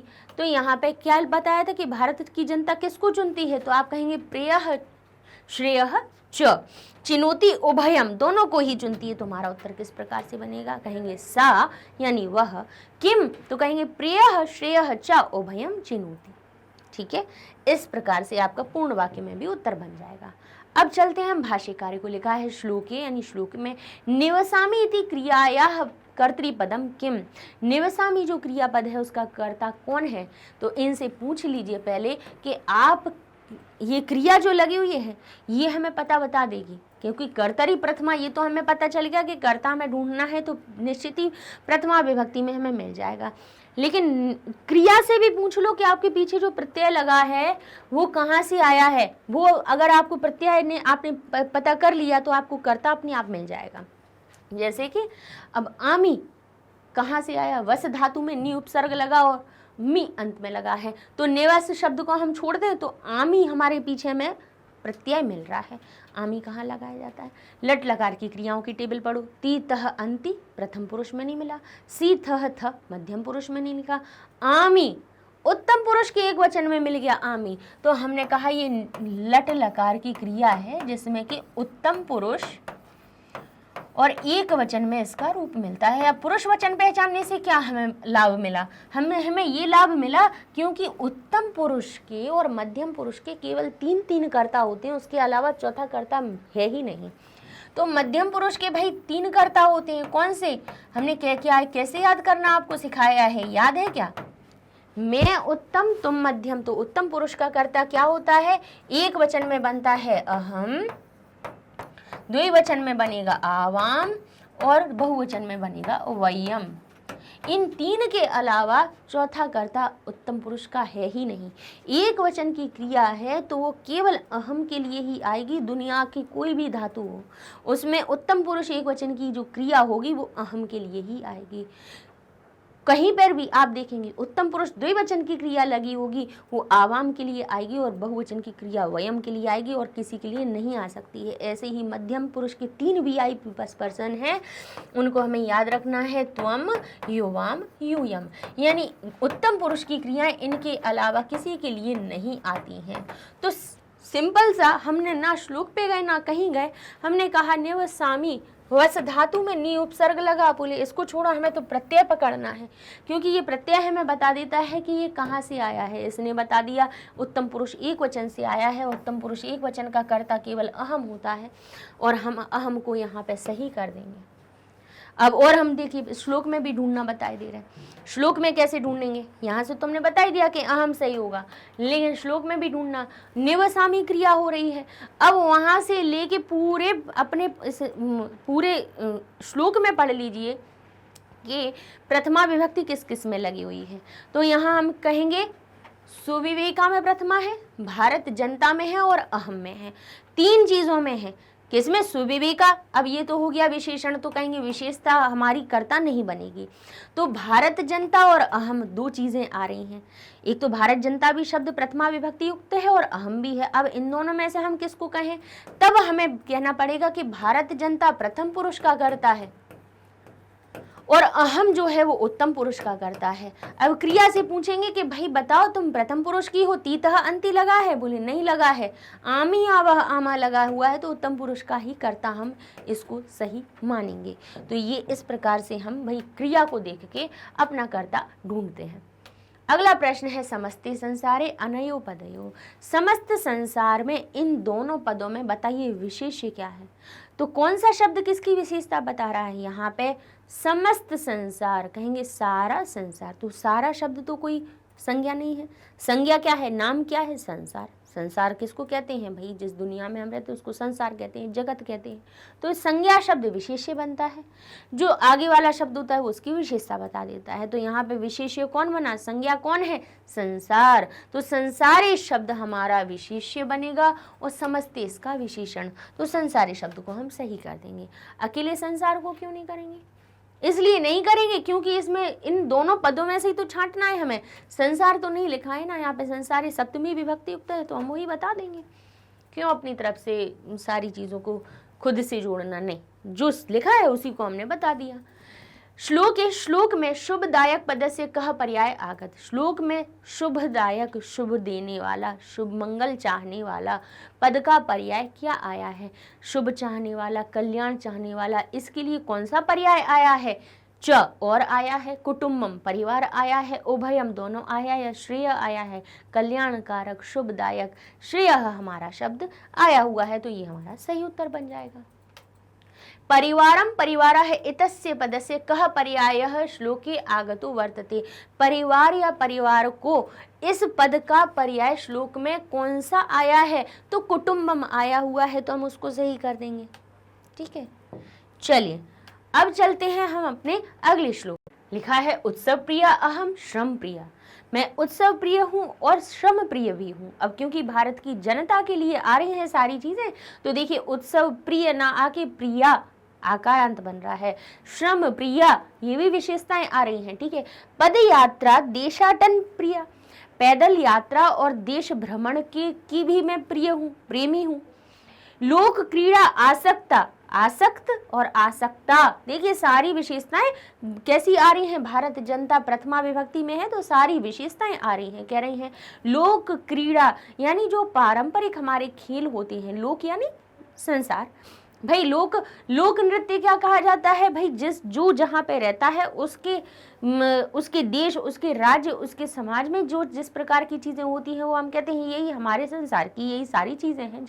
जबकि भाई संसार का तो व्यापक क्षेत्र है, फिर भी हम कहते हैं लोक नृत्य, यानी उस लोक का, जिस जगह पे रहते हैं उस स्थान का नृत्य। तो कहा लोक क्रीड़ा आसक्ता, यानी जो लोक है उसकी क्रीड़ा पे आसक्त है, पारंपरिक जो खेल होते हैं उनमें मैं आसक्त हूँ, यानी उन पे प्रेम रखने वाला हूँ। वर्धे अतिथि देवा, और अतिथि यहाँ पे जहाँ पे भी अवग्रह दिखे समझ जाना कि ये अ लिखा हुआ है। ठीक है, अतिथि देवा, अतिथि को देव वर्धे, मैंने क्या करता हूँ? मैं अतिथि को देवता के तुल्य मानता हूँ। भारत जनता अहम, मैं भारत की जनता हूँ। ठीक है, तो अब आपको ये सारी चीजें पता चल गई। अब हम देख लेते हैं प्रश्नोत्तर। क्या लिखा है? भारत जनता कस्याम आसक्ता वर्तते। भारत की जो जनता है किस में आसक्त है? अब यहाँ पे हमें देखना है कस्याम जो शब्द है आसक्त किसके लिए आया है? शब्द, आसक्ता शब्द, क्रीड़ासक्ता, क्रीड़ासक्ता, क्रीड़ा और आसक्ता शब्द दोनों ही हमारे आकारांत हो रहे थे। देखिए नहीं, दोनों आकारांत, यहाँ पे क्रीड़ा भी आकारांत हो गया, आसक्ता भी हो गया, लेकिन यहाँ पे अगर इसको हम विच्छेद करके देखें तो क्या बन रहा है शब्द? लोक क्रीड़ा, मूल शब्द निकल आया। अब सक्ता क्या होता है? सक्ता कुछ नहीं होता है, हमारा होता है आसक्त, आसक्त होता है मूल शब्द। आसक्त की विशेषता, भाई आसक्ता कैसे बना? क्योंकि ये भारत की जनता है तो आसक्त को भी आकारांत बना दिया गया। भाई हमारे टाप प्रत्यय स्त्रीलिंग बनाने में माहिर होता है, उससे बना दिया गया। तो अब हमने यहाँ पे देखा कि जब इन दोनों का संधि की गई तो क्रीड़ा में छुपा हुआ आ, और जब आसक्ता की आ से मिला तो भाई अकह सवर्ण दीर्घा कहता है कि सवर्ण दीर्घ हो जाते हैं। आ का आ से मिल करते हैं आ बनता है, ई का ई से मिल करते हैं ई बन जाता है, ऊ का ऊ से मिल करते हैं ऊ बन जाता है। तो यहाँ पे क्या किया हमने? भाई दोनों की जगह पे बड़े आ की मात्रा का आगमन कर दिया। तो कहें कि पहले भी तो आ लगा था, तो चाहे जो मान लो कान कहाँ से भी पकड़ो, बड़े आ की मात्रा ही बननी थी, ठीक है ना। मूल शब्द था क्रीड़ा आसक्ता। अब यहाँ पे लिखा हुआ है कि क्रीड़ा किस चीज में आ सकता है? तो कहेंगे लोक क्रीड़ा में। लेकिन प्रश्न का उत्तर लिखते समय हम बार बार जो विभक्ति विभक्ति बोलते हैं उसको क्यों बोलते हैं? इसलिए क्योंकि यहाँ पे लिखा हुआ होता है कि एक पदेन उत्तरत, एक पद के द्वारा उत्तर देना है। तो इससे कस्याम शब्द से पूछना है कि आप हमें बताओ कि हम जो उत्तर लिखने वाले हैं एक पद में, उसमें हम कौन सी विभक्ति लगाएं कि जिससे कि वो सही उत्तर हमारा बन पाए। क्योंकि एक ही पद चाहिए, पूर्ण वाक्य में तो हम पूरा वाक्य उठा के लिख देते हैं कि मैडम छांटती बीनती रहेंगी, लेकिन यहाँ पे छांट बीन का काम नहीं है, यहाँ पे तो हमें ही सही सही बताना है। तो कस्याम कहेगा कि मैं बता देता हूँ कि मैं कहाँ से आया हूँ, तो उस हिसाब से उत्तर बना देना। तो इसने बताया कि मैं किम के स्त्रीलिंग शब्द रूपों से आया हूँ, जिसमें कि जब सप्तमी विभक्ति एक वचन का रूप बनता है किम का, तो किम का सप्तमी विभक्ति एक वचन का रूप कस्याम बनता है। अगर किम के एक वचन के सारे रूप देखें तो एक प्रथमा विभक्ति में का, द्वितीय विभक्ति में काम, तृतीय विभक्ति में कया, चतुर्थी विभक्ति में कस्यई, फिर पंचमी में हमारा क्या बनता है? कस्याह, षष्ठी में कस्याह और सप्तमी में कस्याम। इस प्रकार से सप्तमी विभक्ति एक वचन में हमारा स्त्रीलिंग रूप बनता है कस्याम, ठीक है। तो अब इससे हमें क्या पता चला? इससे ये पता चला कि जो हमारा उत्तर आने वाला है वो स्त्रीलिंग का होगा और उसमें आपको सप्तमी का एक वचन लगाना है। तो हमने देखा कि आसक्ता के संग में कौन सा शब्द जुड़ा हुआ था? लोक क्रीड़ा। किसमें आसक्त है भारत की जनता? तो कहेंगे लोक क्रीड़ा में। तो लोक क्रीड़ा शब्द आकारांत हो रहा है, उसमें हमें कौन सी विभक्ति लगा देनी है? सप्तमी विभक्ति एक वचन। तो लोक क्रीड़ा के रूप कैसे बनाएंगे? बालिका जैसे, आकारांत है बालिक, एक याद कर लो सबकी याद हो जाएंगे। तो यहाँ पे जैसे बालिका सप्तमी विभक्ति एक वचन में बनता है बालिका याम, तो लोक क्रीड़ा में भी याम जोड़ दिया और ये बन गया लोक क्रीड़ा याम। क्योंकि आपके श्लोक में केवल लोक क्रीड़ा लिखा हुआ था, याम नहीं लिखा हुआ था, लेकिन ये याम उत्तर में कैसे आया ये हमने आपको बता दिया, ठीक है ना। कैसे आपको स्वयं से भी विभक्ति लगानी है प्रश्नवाचक शब्द को देख करके, ये आपको सिखाते जा रहे हैं। आगे लिखा है सा कान देवा मन्यते, वह, क्योंकि भारत की जनता है तो उसके लिए प्रयोग देखो सा आ रहा है, सा यानी स्त्रीलिंग वाला वह किसको देवता मानती है? इसको अब हम क्या कहेंगे? कान से पूछेंगे, बताओ भाई क्या बनाए हम रूप? भाई जो हम उत्तर हमने कहा कि वह किसको देवता मानती है, आप कहोगे अतिथि को। हमारे पास शब्द कौन सा निकला? अतिथि। इकारांत शब्द निकला, इकारांत निकला अतिथि। अब इसके रूप कैसे बनाएंगे? हरि जैसे बनाएंगे। तो इससे पूछेंगे कि भाई हम ये बताओ अतिथि को देवता मानते हैं, ये तो हमें पता है, लेकिन हम इसमें कौन सी विभक्ति लगाएं? तो ये कान कहेगा कि ये कान कहाँ आया है, तो कान को देख लेंगे कहाँ से आया है। किम के शब्द रूपों से आया है। किम के शब्द रूपों में जब द्वितीय का बहुवचन का रूप बनाया जाता है, द्वितीय विभक्ति बहुवचन में जब रूप बनाया जाता है, तब किम के शब्द रूप द्वितीय विभक्ति में बनते हैं कम कऊ कान। क्या बनते हैं? प्रथमा में बनता है कह कऊ के, द्वितीय में बनता है कम कऊ कान। तो कान कहाँ मिला हमें? कहेंगे द्वितीय के बहुवचन में। जैसे क्यों, हमने कैसे पता कर लिया कि कान वहीं पे है? बताइए, हम तो आपसे बात करते करते हमने कैसे बताया कि ये कान हमें द्वितीय विभक्ति में ही मिलेगा, क्योंकि बालक की याद किए हैं। बालकान कहाँ मिलता है? द्वितीय के बहुवचन में। हम कह नहीं रहे हैं आप अकारांत के याद कर लीजिए, आप स्वयं से कोई भी चीज पढ़ना समझना सब सीख जाएंगे। तो बालकान शब्द द्वितीय के बहुवचन में बनता है, तो बाल हटा दो तो कान कहाँ मिला? वही द्वितीय के बहुवचन में। बालक जैसे किम के रूप बने हैं, थोड़ा बहुत परिवर्तन होना है, पूरे जैसे के तैसे। तो इसने हमें बताया कि जो उत्तर आने आएगा वो पुल्लिंग में मिलेगा, पुल्लिंग में मिलेगा, द्वितीय के बहुवचन को आपको लगा देना है। तो कहेंगे अतिथि हमें पुल्लिंग का मिल रहा है, ठीक है, उसमें मैं क्या करना है, उसमें मैं द्वितीय का बहुवचन लगा देना है। तो अतिथि को इकारांत जैसा जब बनाएंगे और उसमें जब हम द्वितीय विभक्ति एकवचन लगाएंगे तो अतिथि बन जाएगा अतिथीन। क्या बन जाएगा? अतिथीन। छोटी की मात्रा बड़ी में परिवर्तन होकर ना हलंत लग जाएगा और आपका उत्तर बन जाएगा। ठीक है, शब्द रूप देखिए याद करने पड़ेंगे, सारी चीजों को हम बार बार कहते हैं, संस्कृत की जड़ है, जो मूल है वो शब्द रूप है। आगे लिखा है पूर्ण वाक्येन उत्तरत्, पूर्ण वाक्य के द्वारा उत्तर देना है। भारतस्य जनता केषां प्रियः अस्ति। अब आप यहाँ पे दिल खोल के मन भर के लिख सकती हो कि भारत की जनता किसको प्यार करती है, केषां प्रियः अस्ति, किसको प्रेम करने वाली है। तो अब आप यहाँ पे लिख देंगे किस किस में है, उत्सव है, श्रम है, पदयात्रा है, देशाटन प्रिया। अब सबके साथ में प्रिया शब्द बार बार आ रहा था, तो इसलिए एक बार में सारी चीजें लिख के बाद में प्रिया जोड़ दिया। देखो लिखा उत्सव प्रिया अहम, श्रम प्रिया अहम, पदयात्रा देशाटन प्रिया। अब बार बार सब में प्रिया प्रिया बताना है कि किस किस में प्रेम रखने वाली है, तो सबकी प्रियाओं को हटाया हमने, उत्सव डैश लगा दिया, श्रम डैश लगा दिया, पदयात्रा देशाटन और बाद में लगा दिया प्रिया। कि उत्सव हो, श्रम हो यानी मेहनत हो, पैदल यात्रा हो, देशाटन हो, इन सब को में प्रेम रखने वाली है। तो हमने इस प्रकार से सभी में एक साथ में एक विभक्ति के साथ में जोड़ दिया सबको। भारत से जनता उत्सव श्रम पदयात्रा देशाटनाम। अब सभी में केशाम शब्द था, केशाम था, तो अब यहाँ तक देशाटन शब्द तक तो अकारांत शब्द हुआ, उसमें कोई परिवर्तन नहीं हुआ, लेकिन केशाम कह रहा है विभक्ति तो तुम्हें लगानी पड़ेगी। तो केशाम से पूछा भाई बता दो कौन सी विभक्ति लगाएं, तो इसने कहा कि मैं तो षष्ठी विभक्ति के बहुवचन में आता हूँ, अर्थात इन सभी को लिख के जो अंतिम पद निकले उसमें षष्ठी का बहुवचन लगा देना। तो देशाटन, देशाटना नाम, जैसे बाल का नाम, बालक शब्द में बड़े आ की मात्रा नाम लगा देते हैं, तो देशाटना नाम लगा दिया और प्रिया अस्ति लिख दिया, उत्तर बन गया।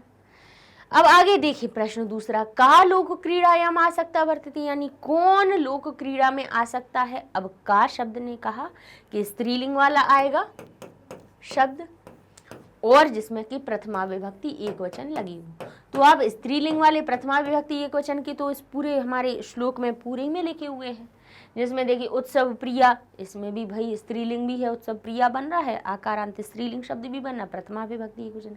श्रम प्रिया में पदयात्रा यात्रा शब्द भी ये प्रथमा विभक्ति एक वचन का बनना है, प्रिया लोक क्रीड़ा आसक्ता भी बन रहा है, सभी में बन रहा है। लेकिन अब हमें देखना है कि भाई इन सभी में से भारत जनता भी ऐसा ही है, स्त्रीलिंगवाची है और प्रथमा विभक्ति एक वचन है, तो उनमें से ये बताना है कि भाई ये अब किसकी बात पूछ रहा है। अब जो उत्सव प्रिया, श्रम प्रिया, देशाटन प्रिया और लोक क्रीड़ा आसक्ता, ये सब क्या बन रहे थे, विशेषताएं बन रही थी। किसकी विशेषताएं बन रही थी, ये सब बन रही थी भारत की जनता की। तो यहाँ पे क्या कहा कि का यानी कौन, क्रीड़ायाम आसक्ता वर्तते, कौन लोक क्रीड़ा में आसक्त होते हैं, कौन लोक क्रीड़ा में आसक्त हैं। तो अब हम कहेंगे ये सारी विशेषताएं जो हैं वो किसके लिए आ रही हैं, भारत की जनता की विशेषताएं आ रही हैं। और का रूप हमें विशेषण को नहीं लिखना है, हमें संज्ञा को विशेष्य को लिखना है। अभी भी हमने जब आपको श्लोक पढ़ाया तब हमने क्या बताया था कि ये सभी चीजें भारत की जनता की विशेषताएं हैं। तो जो उत्तर पूछा जाएगा किम का, अगर देखिए कीदृश होता तो हम विशेषण वाले शब्दों को ढूंढते, कीदृशी लिखा हुआ होता तो हम पदयात्रा देशाटन प्रिया लिखते, लोक क्रीड़ा आसक्ता शब्द का प्रयोग कर लेते, उत्सव प्रिया लिख देते, श्रम प्रिया लिख देते। अगर कीदृश का प्रश्न पूछा गया होता तो कीदृश का प्रयोग किया जाता तब प्रश्नवाचक शब्द में, लेकिन प्रश्नवाचक शब्द किम का आया है। किम का स्त्रीलिंग का प्रथमा विभक्ति एक वचन का रूप आया है का, तो किम के लिए हमें विशेषण का प्रयोग नहीं करना है, हमें विशेषिका करना है कि जिसकी विशेषता बताई जा रही है। ये सारी विशेषताएं किसकी बताई जा रही हैं? भारत की जनता की। तो और देखिए भारत की जनता कैसी है? स्त्रीलिंग, आकारांत स्त्रीलिंग है, प्रथमा विभक्ति एक वचन लगा हुआ है, तो ये हमारा सही उत्तर बनेगा। हम उत्तर लिखेंगे भारत जनता। अब देखिए भारत की जनता को भारतस्य जनता लिख सकते हो, या फिर वही बात है कि भारत के शब्द की विभक्ति का लोप करके इसमें मिला दिया साथ में, तो ये एक समस्त पद बन गया। तो भारतस्य जनता अलग अलग लिख दो, नहीं तो भारत जनता एक में लिख दो, समस्त पद बन जाएगा, कोई दिक्कत नहीं है। भारत जनता लोक क्रीड़ायाम आसक्ता वर्तते, आपका उत्तर बन जाएगा। अगला प्रश्न देखते हैं भाष्यकार। उत्सव प्रिया अहम अत्र, उत्सव प्रिया अहम, उत्सव में प्रेम रखने वाली हूँ मैं। अत्र यहाँ पे अहम पदम, अहम जो पद है, कस्मै आगतम, किसके लिए आया हुआ है? बताइए किसके लिए आया है? अहम, अहम भारत की जनता के लिए आया है, क्योंकि यहाँ पे जो भी विशेषताएं आ रही हैं वो भारत की जनता अपने लिए बता रही है। तो भारत आए, भारत के लिए आया है, जनता यही जनता के लिए आया है, या भारत जनता यही, तो कहेंगे ना अकेले भारत के लिए अहम शब्द आया है, ना ही अकेली जनता के लिए आया है। ये जो शब्द अहम आया है कि उत्सव प्रिय हूँ मैं कौन? भारत जनता, भारत की जनता, तो पूरे भारत जनता शब्द के लिए अहम शब्द आया है, तो हम कहेंगे भारत जनता यही। जनता शब्द में चतुर्थी विभक्ति लगी है, तो के लिए का अर्थ निकल रहा है उसमें कि भारत की जनता के लिए अहम शब्द आया है, तो ये आपका सही उत्तर बन जाएगा। आगे देखें श्लोक में अप्रिय पदस्य कह विपर्याय लिखा। अप्रिय शब्द का अप्रिय नहीं अप्रिया, तो इसका विपर्याय पद क्या आया है? प्रिया आया है, सिंपल सा। तो हम इस तरह से लिख देंगे अनुरक्ता इतस्य पदस्य कह पर्याय अत्र श्लोके आगतः। अनुरक्ता, अनुरक्त होना, किसी चीज में रत हो जाना, किसी में बहुत ही प्रेम रखना, उसको बहुत अधिक तरह से चाहना। अनुरक्ता इतस्य पदस्य कह पर्यायः अत्र श्लोके आगता। यहाँ पे इस श्लोक में अनुरक्त पद का पर्याय क्या आया है? वर्धि आया है, बढ़ाता हूँ। वर्ध धातु का अर्थ क्या होता है? बढ़ना। आसक्त आया है, देवा आया है या प्रिया आया है, तो आसक्त हमारा सही उत्तर बन जाएगा। चलिए अगला प्रश्न। श्लोके अहम तस्य कर्तृपदस्य क्रियाया पदम किम अस्ति। बताइए अहम के लिए श्लोक में कौन सी हमारी क्रिया आई है? तो वर्धे आई है, अतिथि देव आई है, प्रिया आई है या आसक्त आई है? तो हम यहाँ पे कहेंगे वर्ध धातु है। अब कहेंगे इसमें आमी, अहम के लिए आमी आवा आमह, तो आमी वाली तो कोई क्रिया दिख नहीं रही है। तो वर्ध जो धातु होती है वो आत्मनेपद की धातु बनती है, जिसमें कि उत्तम पुरुष में जब इसकी हम रूप देखते हैं तो वर्ध धातु वर्धे बन जाती है अहम के लिए। वैसे भी भाई क्रिया देखनी है तो अतिथि देव तो कोई काम हो नहीं रहा है, प्रिया शब्द भी कोई काम को नहीं दर्शा रहा है, आसक्त शब्द भी नहीं दिखा रहा है क्रिया को। क्रिया जो दिखाई जा रही है वो वर्ध धातु दिखाई दे रही है, तो वर्धे हमारी क्रिया हो जाएगी। चलिए अब अगला प्रश्न हम लिखा है निम्न श्लोका नाम अन्वयम लिखत। अब निम्न श्लोकों के आपको अन्वय लिखना है। देखिए श्लोक हम पढ़ लेते हैं, समझ लेते हैं, लेकिन उनके अन्वय और भावार्थ लेखन भी आपके प्रश्न पत्र में आता है। इसीलिए हमने ये दिए थे आपको कि अन्वय का लेखन आप कर पाएंगे या नहीं कर पाएंगे। देखिए अन्वय क्या है, बिल्कुल साधारण सी चीज़ है, कोई बड़ी समस्या नहीं है। इसमें होता क्या है कि हम किसी वाक्य को जिस तरीके से बोलते हैं, जैसे कर्ता को हम पहले लेते हैं, क्रिया को हम सबसे बाद में लेते हैं, उसी क्रम में व्याकरण की दृष्टि से हम उसको सही क्रम में जमा देते हैं, वो अन्वय हो जाता है। जैसे हमने कहा, अब यहाँ पे क्या लिखा हुआ है, अभिमान धना, पहले हम श्लोक पढ़ेंगे। अभिमान धना, अभिमान से धनी, यानी अभिमान यानी घमंड नहीं, स्वाभिमान, कि भाई हम ये करने के लायक हैं, ये स्वाभिमान होता है। लेकिन केवल देखिए मैं ऐसा कर सकता हूँ, मैं पढ़ सकता हूँ, मैं नई चीज़ों का आविष्कार कर सकता हूँ, ये एक हमारा स्वाभिमान है। और केवल मैं ही कर सकता हूँ, ये अभिमान है कि और कोई नहीं कर सकता, मैं ही कर सकता हूँ, मैं ही अकेला कर सकता हूँ, ये अभिमान है, और मैं कर सकता हूँ, ये आपका स्वाभिमान है। अभिमान और स्वाभिमान में ज़्यादा अंतर नहीं होता है, तुरंत से ही व्यक्ति को अभिमान भी आ जाता है, लेकिन यहाँ पे ये जो अभिमान शब्द है स्वाभिमान के लिए प्रयोग हुआ है। कहते हैं अभिमान धना, यानी अभिमान से धनी में विनय उपेता। अब विनय उपेता शब्द किससे मिलकर बना हुआ है? विनय और उपेता शब्द से। उपेता का अर्थ क्या होता है? साथ। उपेता का अर्थ क्या होता है? साथ। ठीक है, यानी विनयशील भी हूं मैं, विनय के से अभिमान के धन से धनी हूं और विनम्रता भी मेरे साथ है। शालीना, शालीन हूं मैं, है ना, शांत स्वभाव वाला, शालीन हूं मैं। भारत जनता अहम, भारत की जनता हूं मैं। कुलिशात अपि कठिना, कुलिशात अपि, कुलिश से भी यानी कुल्हाड़ी से भी, वज्र से भी ज्यादा कठिन, कठोर हूं मैं। और कुसुमात अपि सुकुमारा। अब इनको जरा तोड़ें भाई, अन्वय में हमें करना क्या होता है? शब्द अगर संधि से मिलकर बने हुए हैं तो उनको तोड़ना है। तो जहाँ जहाँ पे हमें आपको संधि मिलेगी उसको हम तोड़ के आपको बता देंगे, ठीक है। तो यहाँ क्या लिखा है? कुलिशात अपि, तो इसको तोड़ें तो ये मूल शब्द क्या बना है? दपी। जहाँ पहले है तो दपी कुछ नहीं होता, उसमें दा को पहले ता बना के अलग कर लीजिएगा हलंत से और अपी को बाहर निकाल दीजिए। तो जो शब्द मिला यहाँ से इस दपी में से अपी को बाहर निकाल लीजिए तो आपको संधि तोड़ना पता चल जाएगी। जैसे ये लिखा है आपको कुलिशाद, और दा में से अपी बाहर निकाल लीजिए तो दा रह जाएगा आधा और अपी हमारा अलग हो जाएगा। अब आधा द कहाँ से आता है भाई? तीसरा वर्ण अगर आपको आधा दिखे तो समझ जाना वो प्रथम वर्ण के परिवर्तन से आया है। जशतु संधि का इसमें नियम लगा हुआ है। तो ये हमारा मूल शब्द बन गया कुलिशात अपि कठिना। कुलिश से भी, वज्र से भी ज्यादा कठोर हूं मैं। कुसुमाद अपि, यहां से भी तोड़िए इसको तो क्या बन जाएगा हमारा? कुसुमात अपि,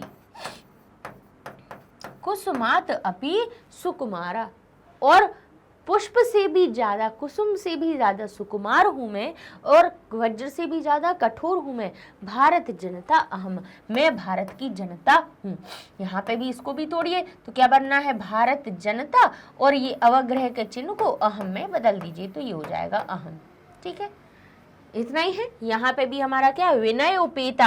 अब यहाँ पे विनय उपेता भी हमारा विनय और उपेता शब्द से मिलकर बना है, विनय के को साथ में लिए हुए, विनय के साथ। ठीक है, अच्छा, विनय उपेता से विनय उपेता बना हुआ है तो कहीं पे हमें अलग करके भी लिखना हो तो हमें पता होना चाहिए।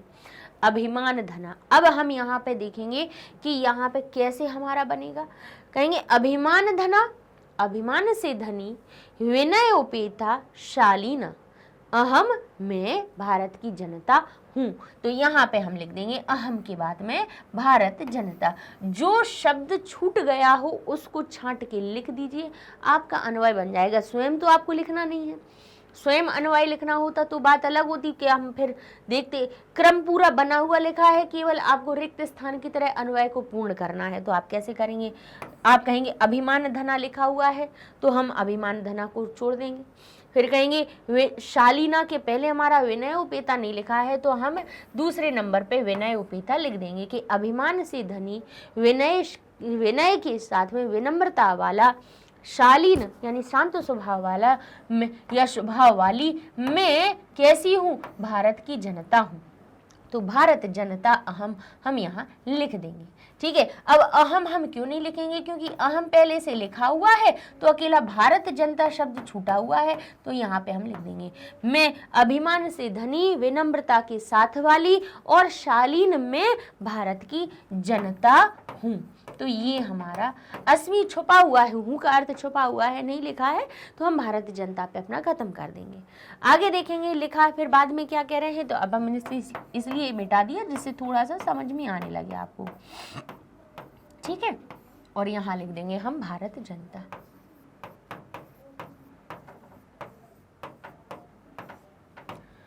आगे लिखा है कठिना। अब कठिन कैसी है? तो कहेंगे किससे भी? तो कहेंगे कुलिशादपि, कुलिश से भी। अब ये यहाँ पे आपको विग्रह में भी मिल सकता है तो आपको इस प्रकार से भी मिल सकता है कि यहाँ पे आपको अपि लिख दिया हो और कुलिशात शब्द यहाँ लिख दिया हो। है ना। तो आपको पता होना चाहिए कि भाई कहाँ पे हम किस शब्द को लिख रहे हैं। कुलिशात लिखा हुआ हो और यहाँ पे अपी छोड़ दिया हो तो कुलिशात के बाद में अपी आप इसमें से ढूंढ के लिखेंगे कि कुलिशात अपी कठिना, कुलिश से भी ज्यादा, वज्र से भी ज्यादा कठिन, कुष्मात अपि सुकुमारा, तो यहाँ पे आप सुकुमारा लिख देंगे। तो इस प्रकार से ये आपका अन्वय पूर्ण हो जाएगा। ठीक है। अब जबकि यहाँ पे दोनों ही शब्दों को अलग अलग नहीं तोड़ा है तो हम क्या करेंगे, कुलिशात अपि को अलग अलग ना करके हम पूरा लिख देंगे कुलिशाद अपि। भाई हमने तोड़ के इसलिए बता दिया जिससे कि केवल आपको ऐसा नहीं हो कि कई बार भाई अगर आपके शिक्षक ने, आपकी शिक्षिका ने उसको विग्रह करके दे दिया और अन्वय लेखन के लिए दे दिया तो फिर आप क्या करेंगे। तो आपको पता होना चाहिए कि ये शब्द हमारे किन किन शब्दों से मिलकर बने हैं। ठीक है ना, विग्रह युक्त शब्द भी आपको आना चाहिए। चलिए अगला प्रश्न है, निवसामी समस्ते संसारे, निवास करता हूँ सारे संसार में, मन्ये चा कुटुम्बम वसुंधराम, और कुटुंब को और वसुंधरा को कुटुंब मानती हूँ। निवसामी समस्ते संसारे, निवास करती हूँ सारे संसार में, मैं भारत की जनता सारे संसार में निवास करती हूँ। कुटुंब को, वसुंधरा को ही कुटुंब मानती हूँ और श्रेय और प्रिय को, प्रेम और कल्याण दोनों को ही चुनती हूँ। ठीक है, चिनोमी, अहम चिनोमी, क्योंकि अहम आया हुआ है तो उसके लिए यहाँ पे चिनोम्युभ्यम। अब इसको जरा हम तोड़े तो किस किस से शब्द मिलकर बना है, चिनोम्युभ्यम, हमारा चिनोमी, यहाँ पे यण संधि का नियम लगा तो चिनोम्युभ्यम लिखा हुआ है तो हमने चिनोमी अलग कर दिया और भयम शब्द अलग कर देंगे तो हमारा बन जाएगा चिनोमी, और ऊ की मात्रा यहाँ से निकाली तो ये हो गया उभयम, यानी दोनों को ही चुनता हूँ। किस किस को, प्रेम और कल्याण को। वसुंधरा को कुटुंब मानती हूँ तो सभी का प्रेम और कल्याण में चाहती हूँ। तो हमारा भाई अन्वय कैसे बनेगा, समस्ते निवसामी, समस्त में निवास करती हूँ। तो समस्त किस में, तो कहेंगे समस्त हमारा किसका विशेषण बन रहा है, संसार का। तो हम यहाँ लिख देंगे समस्ते संसारे, यानी समस्त संसार में निवसामी निवास करती हूँ।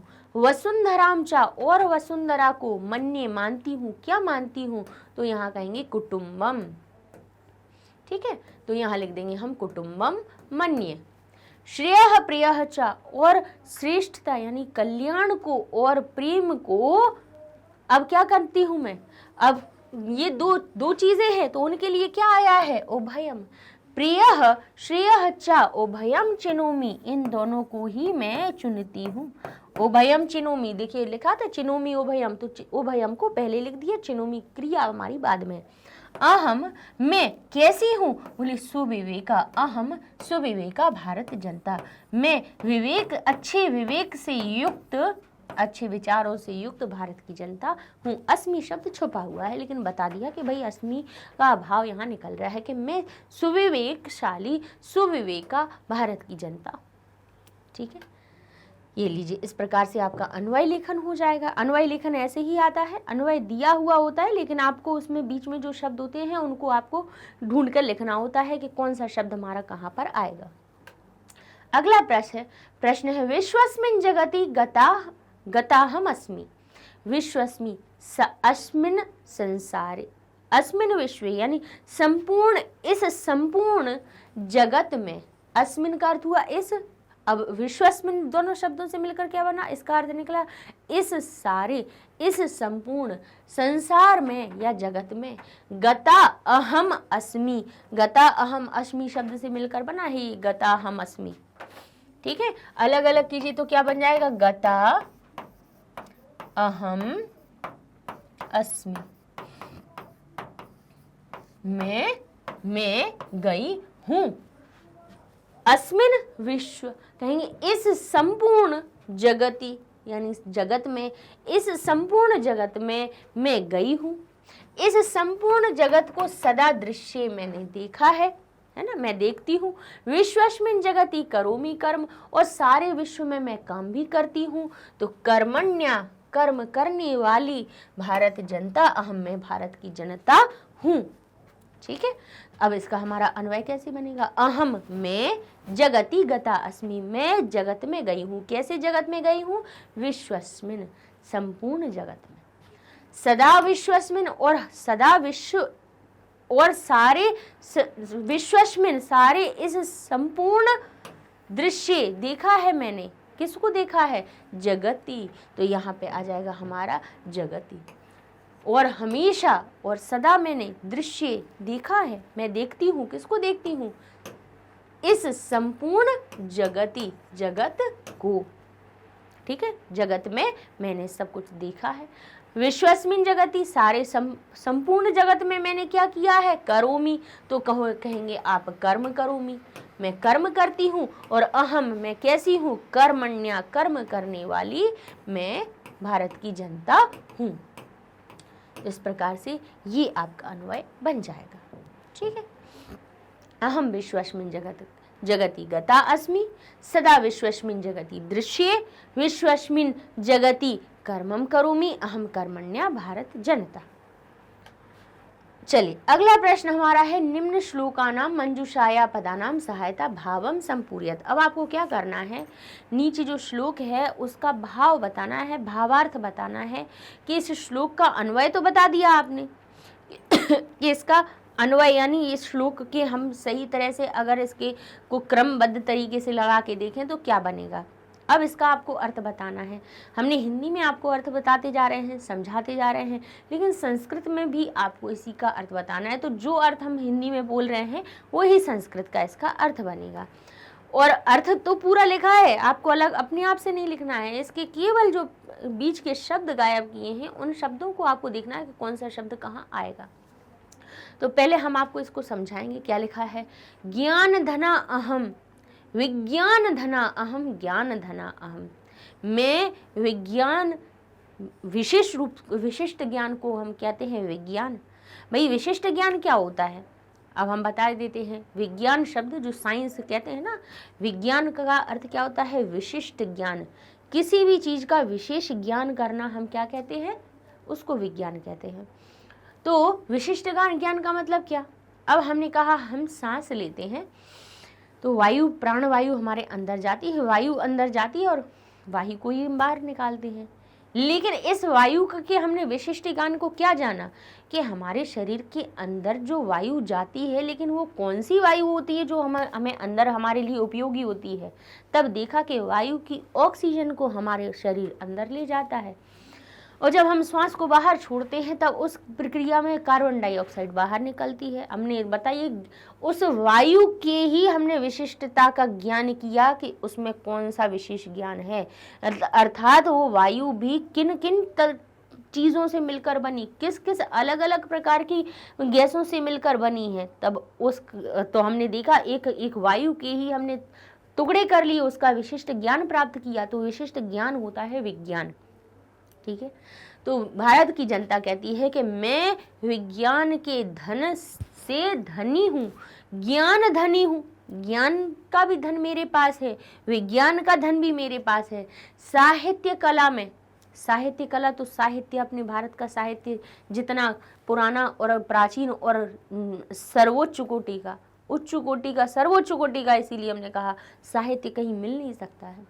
साहित्य कला में अर्थात जो हमारा साहित्य है उस कला में संगीत परा और संगीत की प्रेमी हूँ मैं। और जनता अपनी क्या बता रही है कि आध्यात्म सुधा तटिनी स्नानई, आध्यात्म की तटिनी में, आध्यात्म सुधा, और सुधा यानी अमृत, आध्यात्म रूपी जो सुधा है उसकी तटनी, उसकी नदी में स्नान के द्वारा मैं पवित्र हूँ भारत की जनता।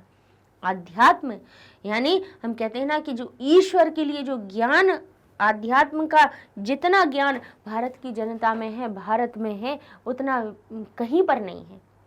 तो कहते हैं आध्यात्म रूपी जो अमृत होता है, कहते हैं आध्यात्म की ओर जो बढ़ जाता है वो व्यक्ति कैसा हो जाता है? दुखों से रहित हो जाता है, क्योंकि वो उन सब चीज़ों को समझ जाता है कि भाई ये जो संसार की चीज़ों में हम फंसे हुए हैं वो सब कैसी हैं हमारी, भाई कोई भी हमारे साथ में नहीं जाने वाली है। जो जाता है वो होता है हमारा ईश्वर के प्रति प्रेम।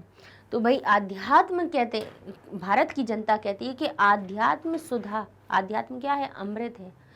आध्यात्म की जो सुधा है उस नदी में मैंने स्नान के द्वारा कैसी हूँ? मैं परिपूता, मैं पवित्र हूँ, भारत की जनता हूँ मैं। ठीक है, अब इसका भावार्थ हमने अभी हिंदी में समझा दिया, इसी का संस्कृत में क्या भाव बनेगा? अहम भारतस्य जनता, मैं भारत की जनता, विज्ञानस्य ज्ञानस्य च, विज्ञान और ज्ञान के से युक्त हूँ। अब किसके ज्ञान और विज्ञान का क्या बताया गया है? यहाँ पे विज्ञान और ज्ञान को धन के बारे में बताया गया है, धन के अर्थ में प्रयोग किया गया है। तो कहेंगे अहम भारतस्य जनता, मैं भारत की जनता, विज्ञान और ज्ञान के धनेन युक्ता अस्मि, धन के द्वारा युक्त हूँ मैं। हम साहित्य कला संगीत, साहित्य कला और संगीत के क्या हूँ? परा लिखा हुआ है। परा को क्या कहते हैं? निपुण। तो कहते हैं साहित्य कला संगीत निपुणा अस्मि, मैं पारंगत हूँ उसमें। मैं साहित्य में हो, संगीत में हो, कला में हो, सभी में मैं कैसी हूँ? निपुण हूँ। तो कहेंगे निपुणा अस्मि, अहम मैं अध्यात्म रूप अमृतम नद्या, मैं किस अध्यात्म में? तो कहेंगे अहम भारत के, किसके अध्यात्म की बात हो रही है? कहेंगे स्नान के अध्यात्म की बात हो रही है या भारत के अध्यात्म की बात हो रही है? तो कहेंगे भारत की। मैं भारत के अध्यात्म रूप अमृत नदी में क्या करके? स्नान के द्वारा शुद्धा पवित्रा च अस्मि। तो यहाँ पे हमारा क्या बन जाएगा? यहाँ कहेंगे हम निपुणा अस्मि, अहम मैं किसके द्वारा? मैं भारत के, किसके अध्यात्म की बात हो रही है? भारत के अध्यात्म की हो रही है। भारत से अध्यात्म रूप अमृत नद्याम, नद्या नहीं होगा, नद्याम, नदी में स्नान के द्वारा, तो यहाँ हो जाएगा स्नानेन शुद्धा पवित्रा च अस्मि। इस प्रकार से ये इसका भावार्थ बना, संस्कृत में भावार्थ हुआ। अब इसी को इस तरह से पूर्ण करना होता है। ठीक है, चलिए अगला हमारा देख लेते हैं। मम गीतैर्मुग्धम समम जगत। समम शब्द सारे शब्द को, समस्त को का अर्थ बताने के लिए यहाँ पे प्रयोग किया गया है। मम यानी मेरे, गीतैः गीतों के द्वारा, गीतैर मुग्धै। अब यहाँ मुग्धम, तो गीतैर जो शब्द आया है, ये जो र ऊपर लगा हुआ है, कहाँ से आया है? रत्व संधि से आया है, अर्थात इसका मूल रूप था गीतैः। गीत शब्द में तृतीया विभक्ति बहुवचन लगा, तो जैसे राम बनता है रामैः, फल बनता है फलैः, तो गीत बना गीतैः। अर्थ क्या निकला? गीतैः गीतों के द्वारा। अब क्या कह रहे हैं? मुग्धम, मुग्ध यानी मोहित, मोहित कर लेना। मम गीतैर मेरे गीतों के द्वारा, समम जगत मुग्धम सारा जगत मोहित है। मम नृत्य मुग्धम समम जगत, मेरे नृत्य के द्वारा भी सारा जगत मोहित है। मम काव्यैर मेरे काव्यों के द्वारा भी, मेरी कविताओं के द्वारा भी सारा जगत मोहित है। रस भरिता, रस सुख से परिपूर्ण, रस भरने वाली भारत जनता अहम, मैं भारत की जनता हूँ। तो अब यहाँ पे हमें क्या करना है? देखना है कि कौन कौन से भाई चीज़ों की बात बता रही है। जो हमने भाई हिंदी में बोला उसी को संस्कृत में हमें लिखना है। समस्त जगत मम, समस्तम जगत मम, सारा जगत मोहितम अस्ति, मोहितम अस्ति मोहित है। किसके द्वारा? कहेंगे गीतों के द्वारा। पहले गीत की बात बताई जा रही है तो हम गीत की बात कहेंगे। समस्त जगत मम गीतैः, मेरे गीतों के द्वारा, मम गीतैः मोहितम अस्ति। मम च नृत्यैरपि, और मेरे नृत्य के द्वारा भी कैसा है? मुग्धम वर्तते, मुग्ध है, और मेरे नृत्य के द्वारा भी मुग्ध है, मुग्धम वर्तते। तदैव जगत, वही जगत मेरे कविता भी, कविताओं के द्वारा, काव्यों के द्वारा भी मोहितम अस्ति। तीनों चीजों की बात बताई जा रही है तो तीनों को ही हमने लिख दिया। कविता भी, काव्यों के, कविताओं के द्वारा भी मोहित है। यतः अहम, क्योंकि मैं कैसी हूँ, रस के द्वारा पूर्ण हूँ। तो आप लिखोगे रसेन पूर्णा रस भरिता, तो कहते हैं रसेन पूर्णा भारतीय जनता अस्मि। इस प्रकार से ये आपका भावार्थ हो जाएगा। ठीक है, चलिए अब देखते हैं हमारा अगला प्रश्न। श्लोकानाम क भागस्य ख भागेन सह मेलनम करो। श्लोक के क भाग को आपको भाग उसके ख से मेल करना है। तो जहां हमने श्लोक पढ़े हैं तो उसके हम तुरंत से आधा श्लोक यहाँ लिखा है तो आधा श्लोक यहाँ से ढूंढ के हमें उसको मिला देना है। अब जैसे लिखा है मैत्री में सहजा प्रकृति अस्ति। मैत्री यानी मित्रता मेरा सरल स्वभाव है। नो दुर्बलता या पर्याय, दुर्बलता का पर्याय नहीं है, कमजोरी नहीं है, कमजोरी का पर्याय नहीं है, कमजोर नहीं समझिए, मैत्री मेरी सहज प्रकृति है। ठीक है, तो इस प्रकार से ये ऐसे हम आधे श्लोक के अंश को आधे श्लोक से जोड़ देंगे। विश्वस्मिन जगति करोमि कर्म, इस संपूर्ण जगत में मैं कर्म करती हूँ। और इसके बाद हमारा क्या आएगा, कर्मण्या भारत जनता अहम, मैं भारत की जनता कर्म करने वाली हूँ। मम गीतैर मुग्धम समम जगत, मेरे गीतों के द्वारा सारा जगत मोहित है। तो मम नृत्य मुग्धम समम जगत, आधा श्लोक हमारा ये बना हुआ है।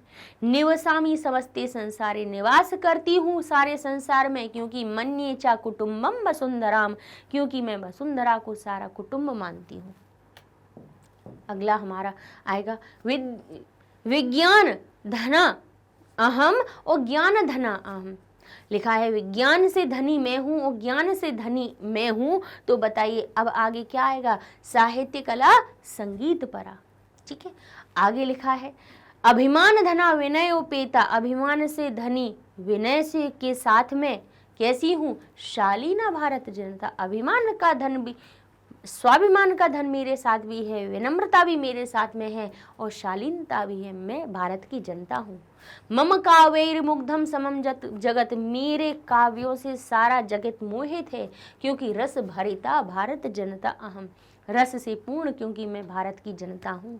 प्रिय श्रेय चा चिनोमि उभयम, प्रेम को और श्रेय को, कल्याण को, दोनों को ही मैं चुनती हूँ, क्योंकि सुविवेका भारत जनता अहम, क्योंकि मैं अच्छे विवेक से युक्त भारत की जनता हूँ।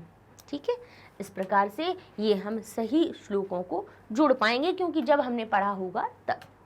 इस प्रकार से ये टेस्ट पेपर हो जाता है पूरा। सप्तमः पाठ हमारा पूरा हो चुका है। अब हम अगला पाठ पढ़ेंगे, अष्टमः पाठ, जिसमें कौन सा है हमारा, गजधर संसार सागर से नायक, संसार सागर की नायक ये पाठ है। इसका टेस्ट पेपर भी हम अगले वीडियो में आपको सॉल्व करवाएंगे।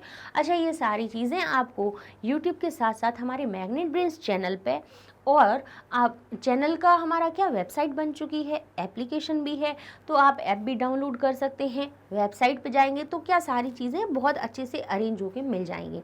वेबसाइट पे जाइए तो आसानी से ढूंढ लेंगे। सब्सक्राइब करने का कोई पैसा नहीं लगना है, रजिस्टर करना है तो उसके भी आपको कोई चार्ज नहीं देना है। आपको सिंपल से गूगल पे जाके लिखना है magnetbrains.com, एंटर करते हैं वेबसाइट आ जाएगी। आप यहाँ देखेंगे इंग्लिश मीडियम है, हिंदी मीडियम है, स्पोकन इंग्लिश, NTSC, ओलंपियाड, सारी चीज़ें हैं। तो आपको करना क्या है, इंग्लिश मीडियम में जैसे जाएंगे 8th क्लास को देखेंगे, अष्टमी आपकी कक्षा आएगी, देखेंगे रुचिरा और व्याकरण दोनों करवाई हैं। अब रुचिरा के टेस्ट पेपर चल रहे हैं तो वॉच नाउ पे जाएंगे तो यहाँ पे चैप्टर के वीडियोस मिलेंगे। तो सबसे पहले चैप्टर को पढ़ना, चैप्टर पढ़ने के बाद में फिर आप डाउनलोड करना अपना टेस्ट पेपर, उसको पहले सॉल्व करना, उसके बाद में आना उसके वीडियो पे। तो आपको सारी चीज़ें समझ आ जाएंगी कि भाई कहाँ से टेस्ट पेपर हमने लिया है, क्या उसमें बताया गया है, कितना आप सॉल्व कर पा रहे हो, कितना आप सीखे हो।